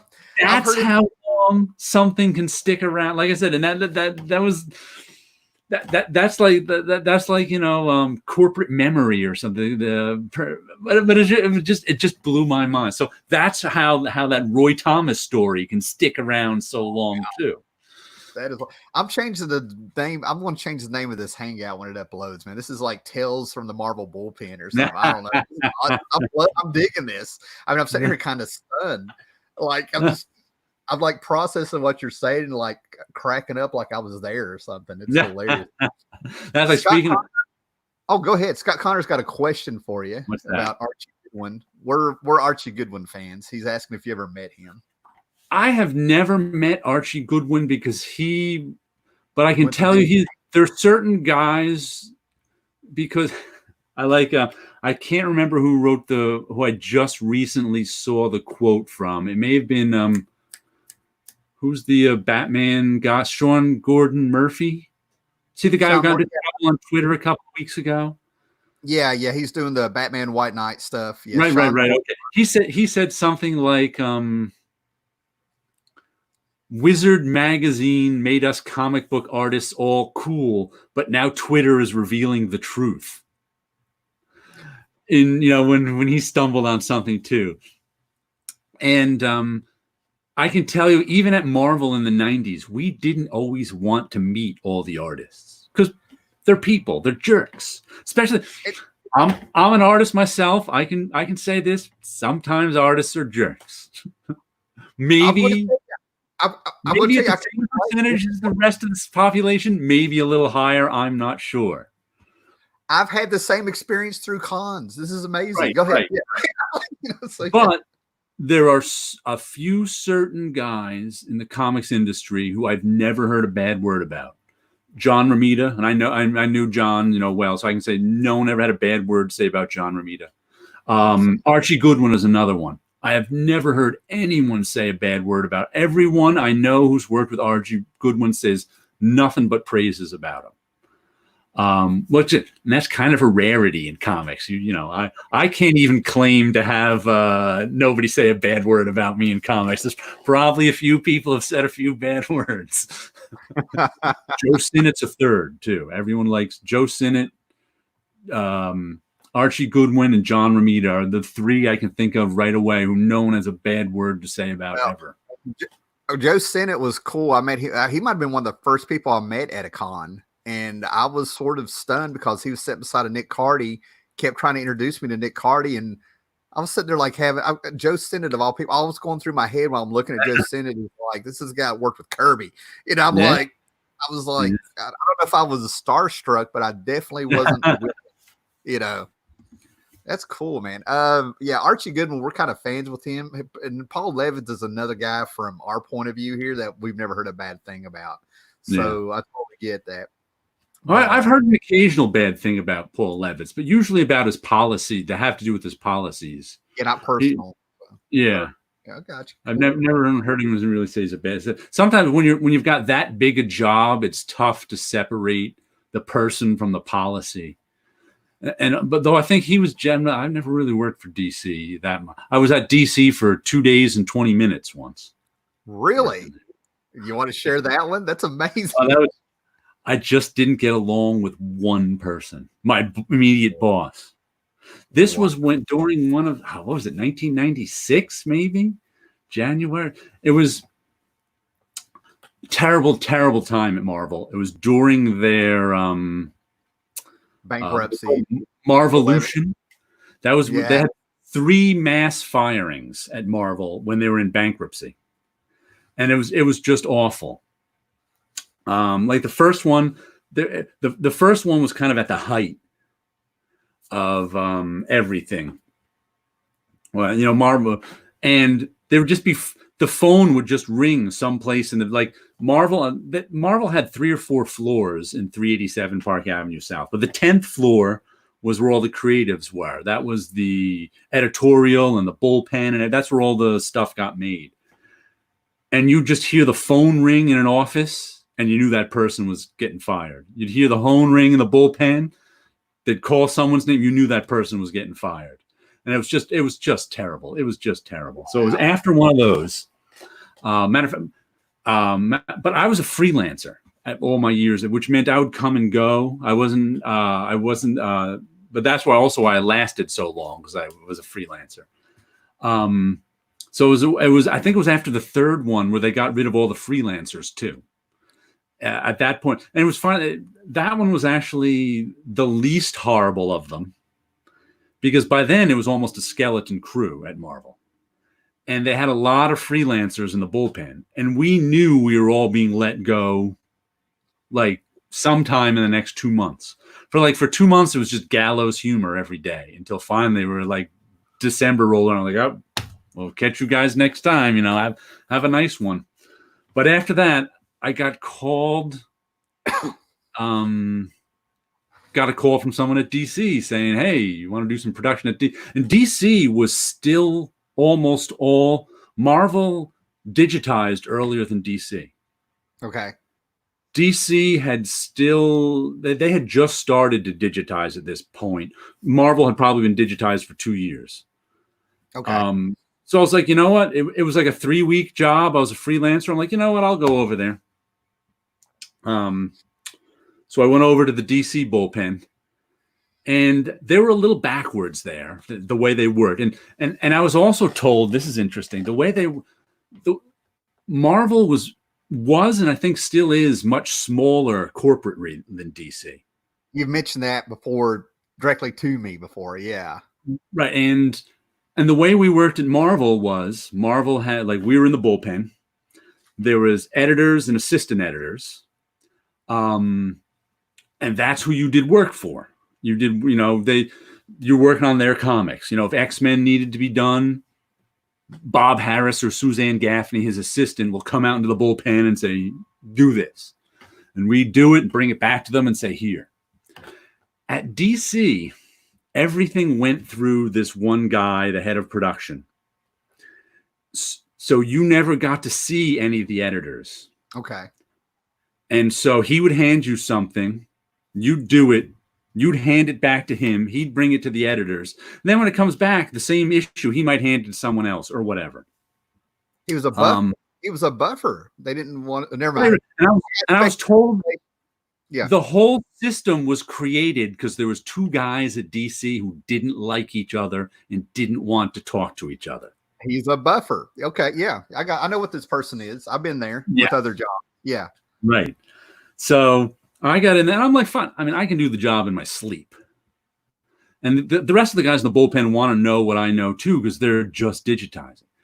But it was like, and where I lived too, I was like,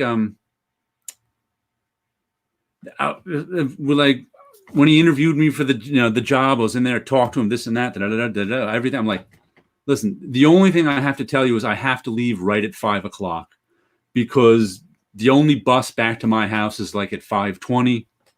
If I don't make that bus, I'm not home for hours. I'm like, oh, sure, fine, blah, blah, blah, blah, blah. I'm like, come in as early as you want. I can come in early if you need it. Okay. So the first day I'm there, everything's okay. This guy, like my media boss, I can tell there's something up with him. He's just one of these guys. Hold on, we got a bunch of people just came in. Jared is talking about his 2 days working at DC and two people left. 20 minutes. I spoke, I messed it up. I jinxed it. Go ahead. Now the funny thing is, his boss was actually someone I knew from Marvel. She used to work at Marvel a few years before, so I knew her, talk and say hello to her. So then, and I'm doing it, and like my first day there, I can just tell he like gives me stuff at like 4:30, and I'm like, okay, I got it done. I gave it. I'm like, I rushed through it. I got it done. And I leave. The next day, instead of being in like the DC bullpen, he brings me to this other area where he has me scanning stuff, basically scanning artwork. That's what I'm doing. Like they're still half digital and half traditional. So right, I'm just in there scanning artwork all afternoon, doing whatever he says to do to me. And I'm like, and I see him walking by me in the hall every now and then. I can see him. I can look up and see him. Like I said, I'm in a room off to myself. I can see him. Well, I finished scanning about a 10 to, right around 5:00. I go back to my desk and there's a pile of papers on my desk that says, Jared, see this about me immediately. See me about this immediately. And I'm just like, what game is this guy playing? Because he knows where I am. He put me there. Why didn't he just come in and say, Jared, see me there? I'm like, what the hell game is this guy playing? So I'm like, I just don't care. I'm like, I'm catching my bus. I took that. I put it in his desk. I left. He wasn't even in his office after saying, see me about this immediately. The next day, I come in earlier than him. I go to his boss, who's the one I know. And she's like, oh, how you doing? And I went, listen, Allison, I don't think I can work with this guy. I think he's a passive-aggressive control freak. And I'm like, give me the morning. Let me see if what I think happens is going to happen. I'll let you know. I'll let you know. She's like, okay, that's cool. So I go back to my desk. He comes in. He's like, Jared, I need to see you in my office. I know what's going to happen now. So I go in there and he's like, I left you on this desk. I left this on your desk. And I was like, wait, hold on a second. Didn't you put me in that scanner room? He's like, yes. Didn't you walk by that scanner room 20 times in the afternoon? And he's like, well, yes, but I'm like, why didn't you give it to me then? And he's like, well, and I said, what was the one stipulation I had when I started working here? I have to leave at 5. That's the only stipulation I had. He's like, well, this is our real busy time. I found out later, this was like his first 2 months there too. He's like, this is our real busy time of the year. So I said, okay, if you're saying I can't stay, if I can't stay past 5, you don't want me here? He's like, well, no. I'm like, okay, bye, see ya. And I grabbed. You had a voucher for your days then too. I walked back to my desk, pulled my voucher, grabbed my voucher, walked into Allison's office, and said, I cannot work with this guy. can you sign my voucher? And she's like, sure. Signed it. And I packed up my stuff. And as I'm leaving, he's like, well, you can stay the rest of the day if you want. I'm like, no. Then I found out later on that everybody in the bullpen hated him. And I was like their folk hero for a while. And then he got fired 6 months later, partly because of that incident. Wow. But I was just like, I was like, that was I was there 2 days, and then 20 minutes into the next day, I was like, I'm out of here. Luckily, Marvel called me again the next week because they got rid of all their freelancers, but they still needed someone to do the work, so they called me up. But it was funny. But after this happened, after the 20 minutes, I actually went down to Marvel and told them all the story. And they're like, "Oh, want to work here next week?" I was like, "Sure." Oh, that's so cool. He was a guy who I didn't know used to work at Marvel, and they were all like, "Yeah." They knew him. He had the reputation. It's blown my mind how we're in two completely separate fields of work, and you get the same shit everywhere. The same passive aggressive office games. Oh my God, it was crazy. You're telling me there was a freelancer who could walk out. He tortured everyone else. I'm sitting here like, did we work at the same place somehow? I mean, you know. There's this, some of the dysfunction at Marvel was well, better work. Imagine, sometimes comics geeks who don't have very good social skills, except now they have power. Yeah. So you get some of that going on. So it's kind of like, yeah, that's another thing you get at other places. Believe it or not, people never had. Yeah, we're going to end up turning this into like some kind of workshop for people. Like, here's how you work in an office. So here's your red flag. I'm like, it was only because I was a freelancer who had the freedom to say no, I won't put up with this. That most people couldn't walk out on their jobs. Well, I don't want to steer this in any way. I mean, I'll stay comfortable and all that stuff. But explain to people what a freelancer is. That's one of the things I've noticed in the last couple of years through YouTube that people don't get. I mean, I get it, but it's because I ask questions in the thousands of Heroes. A freelancer is someone who's not an employee. They do the job from time to you're actually. Some of the stuff Marvel did on freelance is technically illegal. You're not supposed to have someone who acts like an employee, but isn't. Yeah. So like a freelancer should be able. It's like I went from job. It's like I used to work at sometimes like it was different over the years. I'd like work at Marvel for 2 months and then I'd be gone for a month. And a lot of that was thanks to Virginia Ramita, who was my boss and John Ramita's wife. She was in charge of the bullpen. She was traffic manager, production manager, and she understood artists. And I was good at my job. So she was just happy to have me there for a few months and then go away. And she kept that up for years and years and years. And then Dan, who took over for her, he was happy to keep it going just because why not? Because like I said, I could do the job and you didn't have to watch me.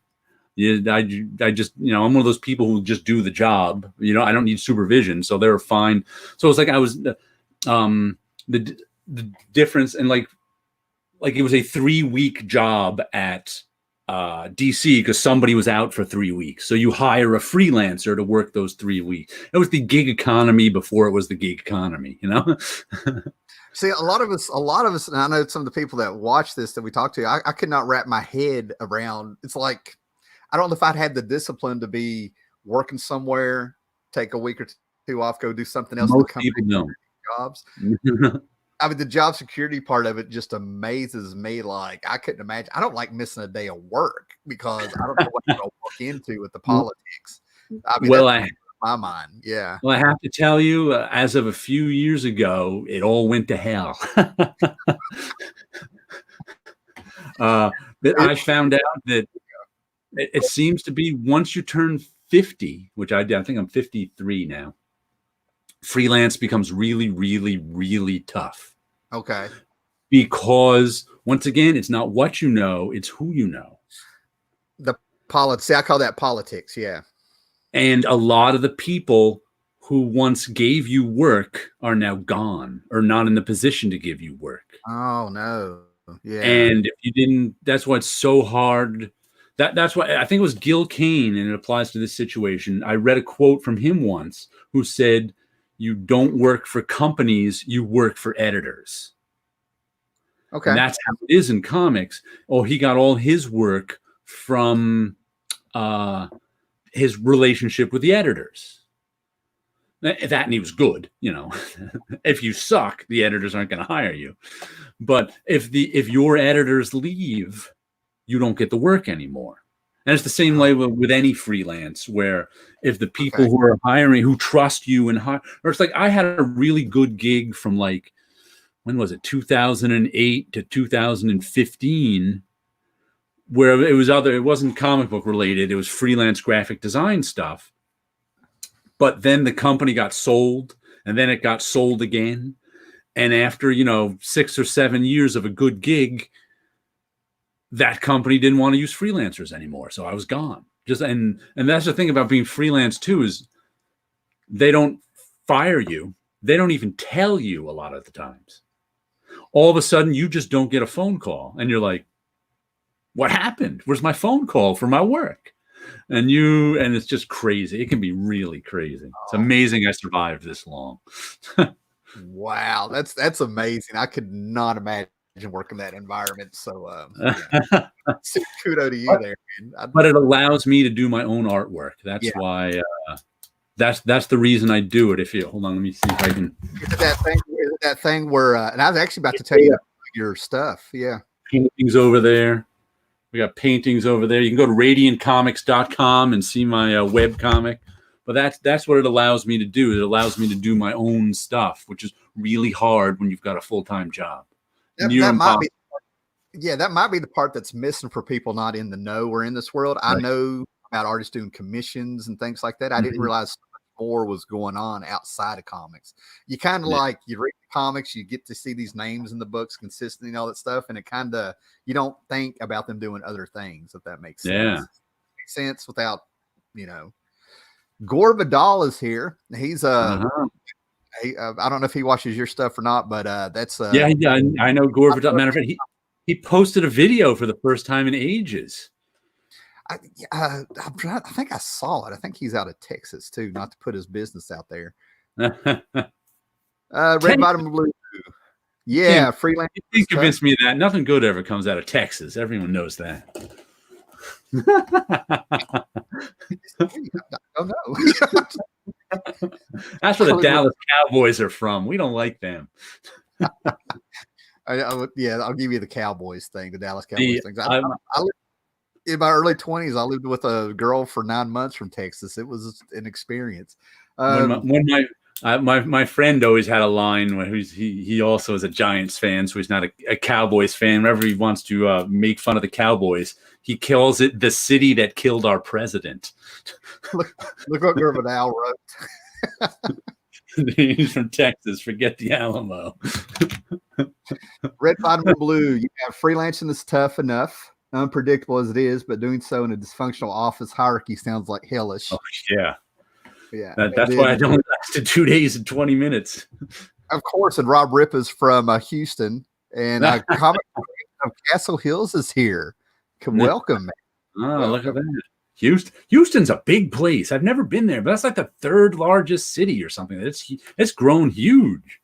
Well, I mean, this story isn't as interesting as yours, but maybe you get my point of view. But like, when I was like 20, I was 23. They had us go out to the Mojave Desert for 3 weeks training, and it was so bizarre because we actually got to take our empty rifles or M16s and take them on a plane and put them.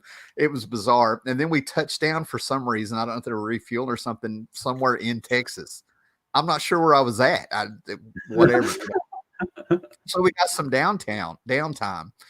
Now, as a movie buff, that's where this comes from. I was like, I want to get a picture of me in front of a chainsaw store, because there was a chain of chainsaw stores that you can find around here.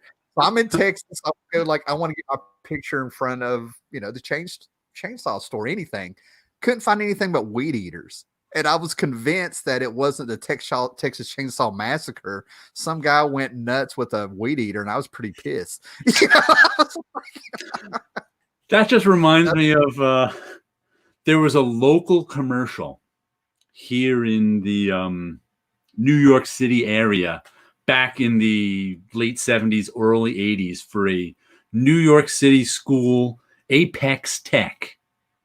Some people tell you they know welding, but they really only know oxyacetylene welding. Here at Apex Tech, we teach you MIG, TIG, flux core, submerged arc, even plasma cutting. And that commercial ran so many times that everybody in the area knew it. And even though I grew up, 40 miles outside of New York City, I never went to New York City as a kid because my parents just never went there. So this is when I'm in college, and I'm even further away from New York City. I'm up in Sullivan County. But we took a trip down to New York City a few times there, and we just happened to stumble by the Apex Tech building. So much like the chainsaws, everybody had to stop and take their picture outside the Apex Tech building just because of that commercial. Oh, man, that's hilarious. You're sitting here telling stuff. I'm like, I'm having story after story has nothing to do with comics, but I'm like, I was a willing assistant for a day, but I didn't want to be there. But anyway, I can't remember. I still remember that Apex Tech commercial and can quote it since 1980. Gore Vidal's got us some stuff about Texas here. All right. I like to tell my literary. You know what? I need to play around with this. See if I can get it up there. Look at this. Oh, look at that. Amazing. Who knew that could be done? I know some of the tricks. I just don't remember them. I like to tell my literary non-comic book friends that my favorite Texas writer is the Houstonian Terry Moore. I've met him. Nice guy. I met him a few times. He's very nice. No in-depth conversations. Not let me, And Larry McMurdy, Terry Moore, Larry McMurdy, Catherine Porter, Terry Southern. No, give me more. Okay, nice. Larry McMurtry, I've never read, but his son, James McMurtry, is one of my favorite singer-songwriters. Holy cow, can that guy write a song? If you've never heard James McMurtry before, look him up. He's Larry McMurtry, the Lonesome Dove author's son. And he's been around since 89, I think was his first. He did. It's kind of... what's his genre or style? That's what I think. That's what you're thinking. Songwriter, country, city folkish. It's not really country music. It's not. It's sort of in like 1989 with his first album. It probably would have been called city folk, modern folk stuff. It's kind of got a lot of some rock and roll in it, but he's just such a good songwriter. Whatever his father has for novels, he has for songwriting. He has just written some of my favorite songs, and he's like I said, he's been making albums since the late 80s, and I always liked them. Awesome. Well, I'm gonna throw you a curveball here, right? Because the stuff I'm doing is the stuff I talk about and show all the time. I mean, I'm just gonna bore people. Yeah, this is the Starman I got off eBay that I was telling you is damaged because the guy put it in a bubble wrap wrapper. That's it. And this is the omnibus. This is one of those whales. But if you're going to tell what is your favorite series or book? Mine's Commandy, Starman. I go back and forth. Favorite series or book? Let's see. I'll show you. Here, yeah. This is modern, so. Matthew Rasco says, "Is it folk rock?" I think he would have known if it was folk rock. It's tough. Whatever that modern singer-songwriter movement was that happened in the 80s. I know what you're talking about. It was kind of like a throwback at the same time. It's considered folk music, but traditional folk music is so different. And sometimes it was called city folk because it's much more urban oriented than traditional folk music. But like I said, he can just write a song like nobody else. Finder, where we got to go this way. Carla Speed McNeil. This is just one of the books. Oh my goodness, her stuff is so good. It's all in black and white, and she's got this is just one of them. She's got a bunch of. She hasn't done one in a while. she started as an indie person in I bought this in so many different versions. I have the original comics. I have the original trade paperbacks that come in. Whoops. This is like a 10th anniversary paperback. Whoops. Of Finder. It looks like is it like a Love and Rockets style? No. It's okay. Get some inside pages. See if we can get there. Them. We go. She's done some other work, like she illustrated some of Queen and Country. She illustrated she did she was in Dark Horse Presents with Finder stuff most of her. The person I most compare her to is Jack Kirby, not because her work looks anything like Jack Kirby. Okay. But because her concepts sort of run along those lines. I always say, especially Jack Kirby's 70s stuff. Okay. One of the way I describe it is, and why a lot of people find Jack Kirby's, like, especially his 70s stuff, off-putting, but I love it, is because he wasn't just creating stories, he was creating whole cultures. Mm-hmm. So it's like when you read like some of his 70s stuff, there were whole, like even the New Gods and that, there's whole cultures that way. He was creating not just world, but all those characters had their own culture. Like and when you read like Silver Star, that stuff all had its own, Captain Victory. So there's a little bit of culture shock going on. Yeah. So that people wouldn't relate to it because it was a whole different culture he was creating. Even Devil Dinosaur was a whole world. Right. Right. Like, that's why I think that book didn't really catch on by the time he go ahead. You're talking Kirby. This is your time. Go ahead. Yeah. The Eternals is a good example of that too. A lot of people found the Eternals off-putting. They had a hard time latching onto it because he was creating the Deviants are their own culture. Space. The Eternals are their own culture. The Celestials are their own culture. And it's kind of like but that she kind of does the same thing. Okay. This takes place in the well, you don't even know when it takes place. Like the future. These people it's kind of science fiction-ish. They all live in these like domed cities, but the domes are falling apart. Yeah, Gore Vidal. I put a Finder video up years ago. Yeah, fun, and like. But it's all about creating these cultures. And the first Finder story, this one, is about this guy. He's the title character, Jaeger. Whoops. The Finder, that's his particular power. He's also a sin eater. In his tribe, he hunts things down for people. But it takes place in this weird sci-fi world. But in his culture, he's different because he's not only a finder, he's a sin eater, which means he has to be cast out to pay for his tribe's sins. And there's all these different tribes and there's all these different cultures going on and they're all interacting. And this one is probably the most accessible Finder Talisman because this book is about a love of books. It stars one of the characters from this book who's like a 12-year-old girl. And in this like sci-fi world, there's not a lot of paper books. Everything's tablets and digital or whatever. But there's still paper books around in shops.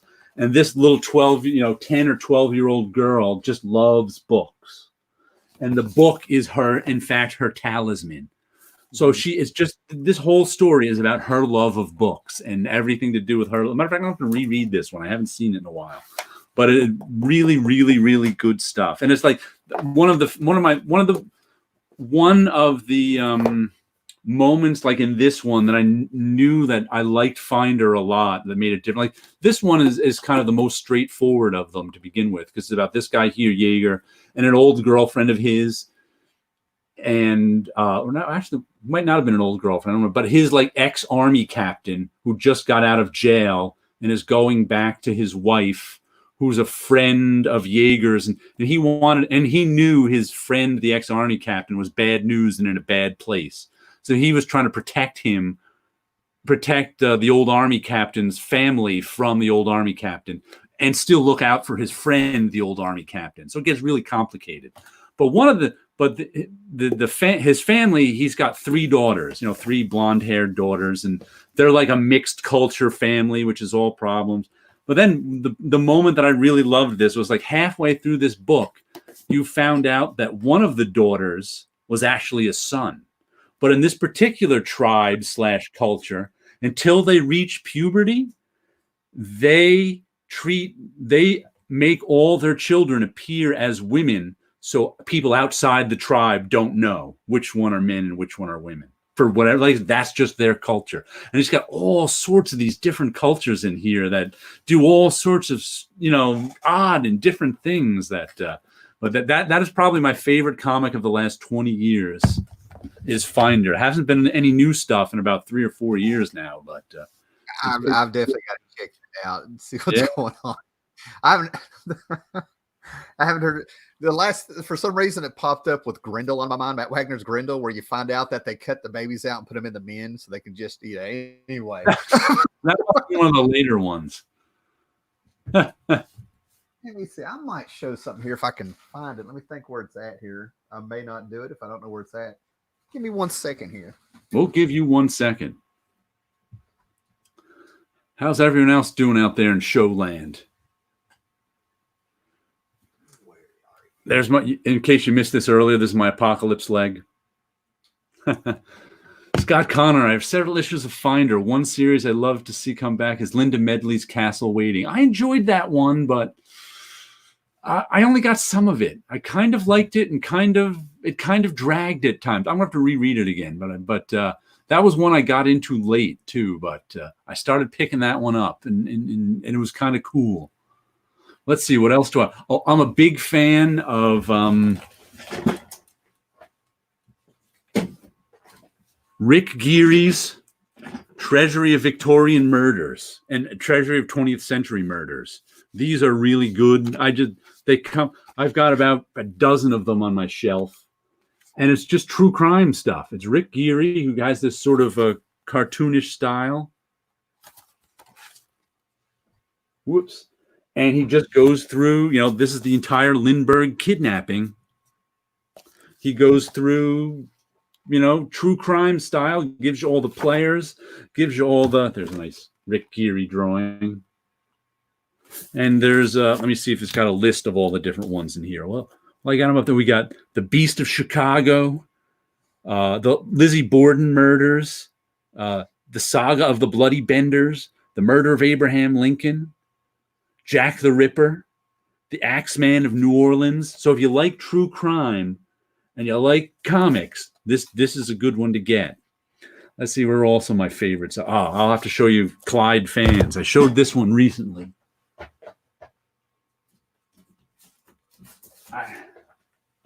I haven't got the big collected edition yet, but I took it out of the library and read it.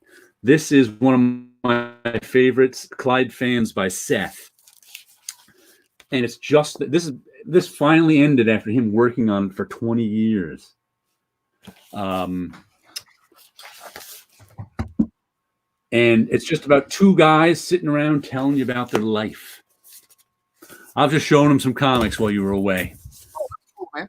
I'm gonna have to find my American Barbarian here. I just had it out. Check that one out. Big Bang Comics by Chris Ecker. Do you know that one? Was Big Bang Comics? Was that the one from the 90s? Yeah, I'm trying to think. It was he had it to where he had like Silver Age stories, and they were archetypes of Batman and Superman and Golden Age, and then he moved it on through. There were it was every age of comics, and oh man, I'm trying to think. I had some of them, but they were fun. I mean, kudos for him to do it. To remember that, and then we have. Oh, yeah. Go ahead, man. Scott Connor says Charles Vess is a big fan of Seth's work. So am I. Yeah. Charles Vess is good. He's Scott Connor is, and I'm not going to speak for him. I mean, we've talked and stuff, but he's pretty good friends with Vess. And okay. Never met Charles Vess. Charles Vess lives in Abingdon over here, which is like an hour from me now. Okay. And then Mike Kaluta he's got pictures of him up in New York hanging out with Mike Kaluta and stuff. Mike Kaluta, I met and didn't know it. Oh, are you serious? That'd be interesting. This was at a couple of years ago at Flo Steinberg's memorial. She's Stan Lee's gal Friday. What if the original Marvel bullpen turned into the Fantastic Four? She was the Invisible Woman. She worked she worked in the 60s at Marvel. And then in the 90s, when I was there, she came back and she was a proofreader from like 1991 until her death a few years ago. So I knew her. Everybody knew her from all her years at Marvel. So there was at the Society of Illustrators in maybe 3 years ago now, after she died, we had a big memorial for her. And I was standing there with my friend Bunch, and we were talking to this guy who I didn't recognize. And when he walked away, I was like, Bunch, who is that? He's like, you've met him before. That's Mike Kaluta. I'm like, I have? I don't think I have. And I was talking to Mike Kaluta and didn't even know it. But there were a lot of people at that memorial. That's awesome. Actually, I met Charles Vess in 91, and I don't know if I caught him on a day or what was going on. I went with a college class thing, and he was at Mountain Empire Comics in Bristol, and he sat there and he started sketching Sandman in front of us. And I said something he was talking about this stable, the art studio he made with a couple guys in the 70s. I said, that's some really good company. And he kind of looked at me. And then I said something about comic book, and he went, I'm a fantasy illustrator. Thank you. 30 years and it still stings. That's that famous book, The Studio. Yeah, I think so. I haven't really thought about it since the 90s. I mean, I think more about Charles Vess kind of burning me there, more than I do what he told me. I remember the emotional memory there, not the trivia.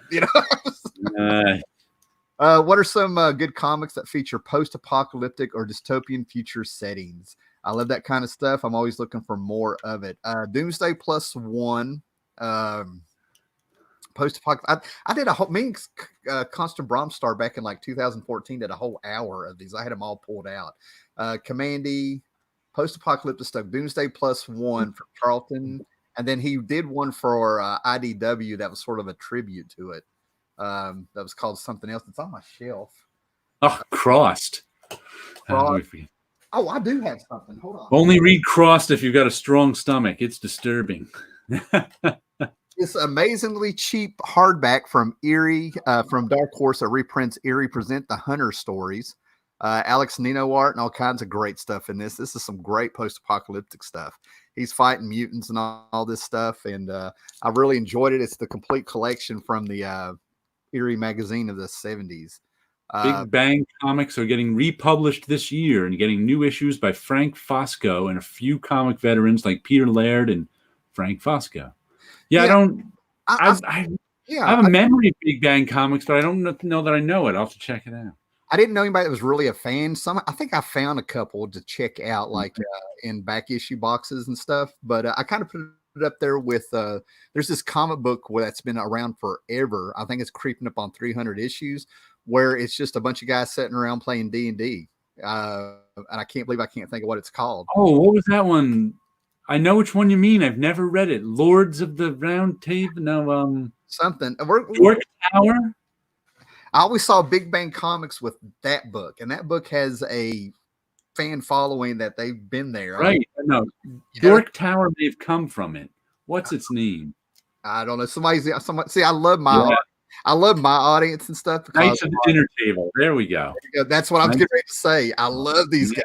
I'm like, and they don't judge. Well, you can't remember everything, Simon Bisley had a typo. You guys like Mirage Comics and 2000 AD stories. Mirage Comics cracks me up because I like my turtles from the 80s. I really do. If I haven't got into anything after that too much, but it was called Mirage Studios because they were sitting around in one of their apartments, and it's not a real studio. They're like, our studio is a mirage. That's where they came up. 2000 AD Stories is about to start up some kind of Judge Dredd story that I'm really in about 2 or 3 months that I'm wanting to get. I like 2000 AD, but you can't get them around here. See. No. And I did not realize how political a book 2000 AD was. I mean, 2000 AD has an app though. I just downloaded it yesterday because someone said they were giving away a free 500-page Judge Dredd story or something, but I didn't see them giving it away. But I still have the app on my iPad. Yeah, and there. What about Rogue Trooper as an apocalyptic book? Fantastic. Yeah, The Hunter is excellent. I have the trade. That's Gore Vidal. Dinner with Andre. Hi, Dinner with Andre. Tim knows about Rogue Trooper and Strodium Dog. Before I understood what Strodium Dog was, I read, I've got a box of some English reprinted comics from the 80s over here, like a short box. I mean, I bought the whole thing for $10. I get the Strodium Dog, and I run my mouth on the video before I think what I'm saying here, because I didn't mean it derogatory, but I'm like, this is kind of like a refurbished Judge Dredd. Oh, my God. I got corrected, and I deserved it. Oh, man. Knights of the Dinner Table. Everybody's on that Knights of the Dinner Table. Yeah. Bill Scott Connor. Cool. Joey Blackburn does that one. And I think I've messed up my Dinner with Andre. There we go. So, yeah, Hunter's a book. But what I'm going to show, since I can't find my American Barbarian, I just had it out here. Weird. Back in 2005, I drove like an hour to get to a Best Buy to buy this Ramones trade set. Wow.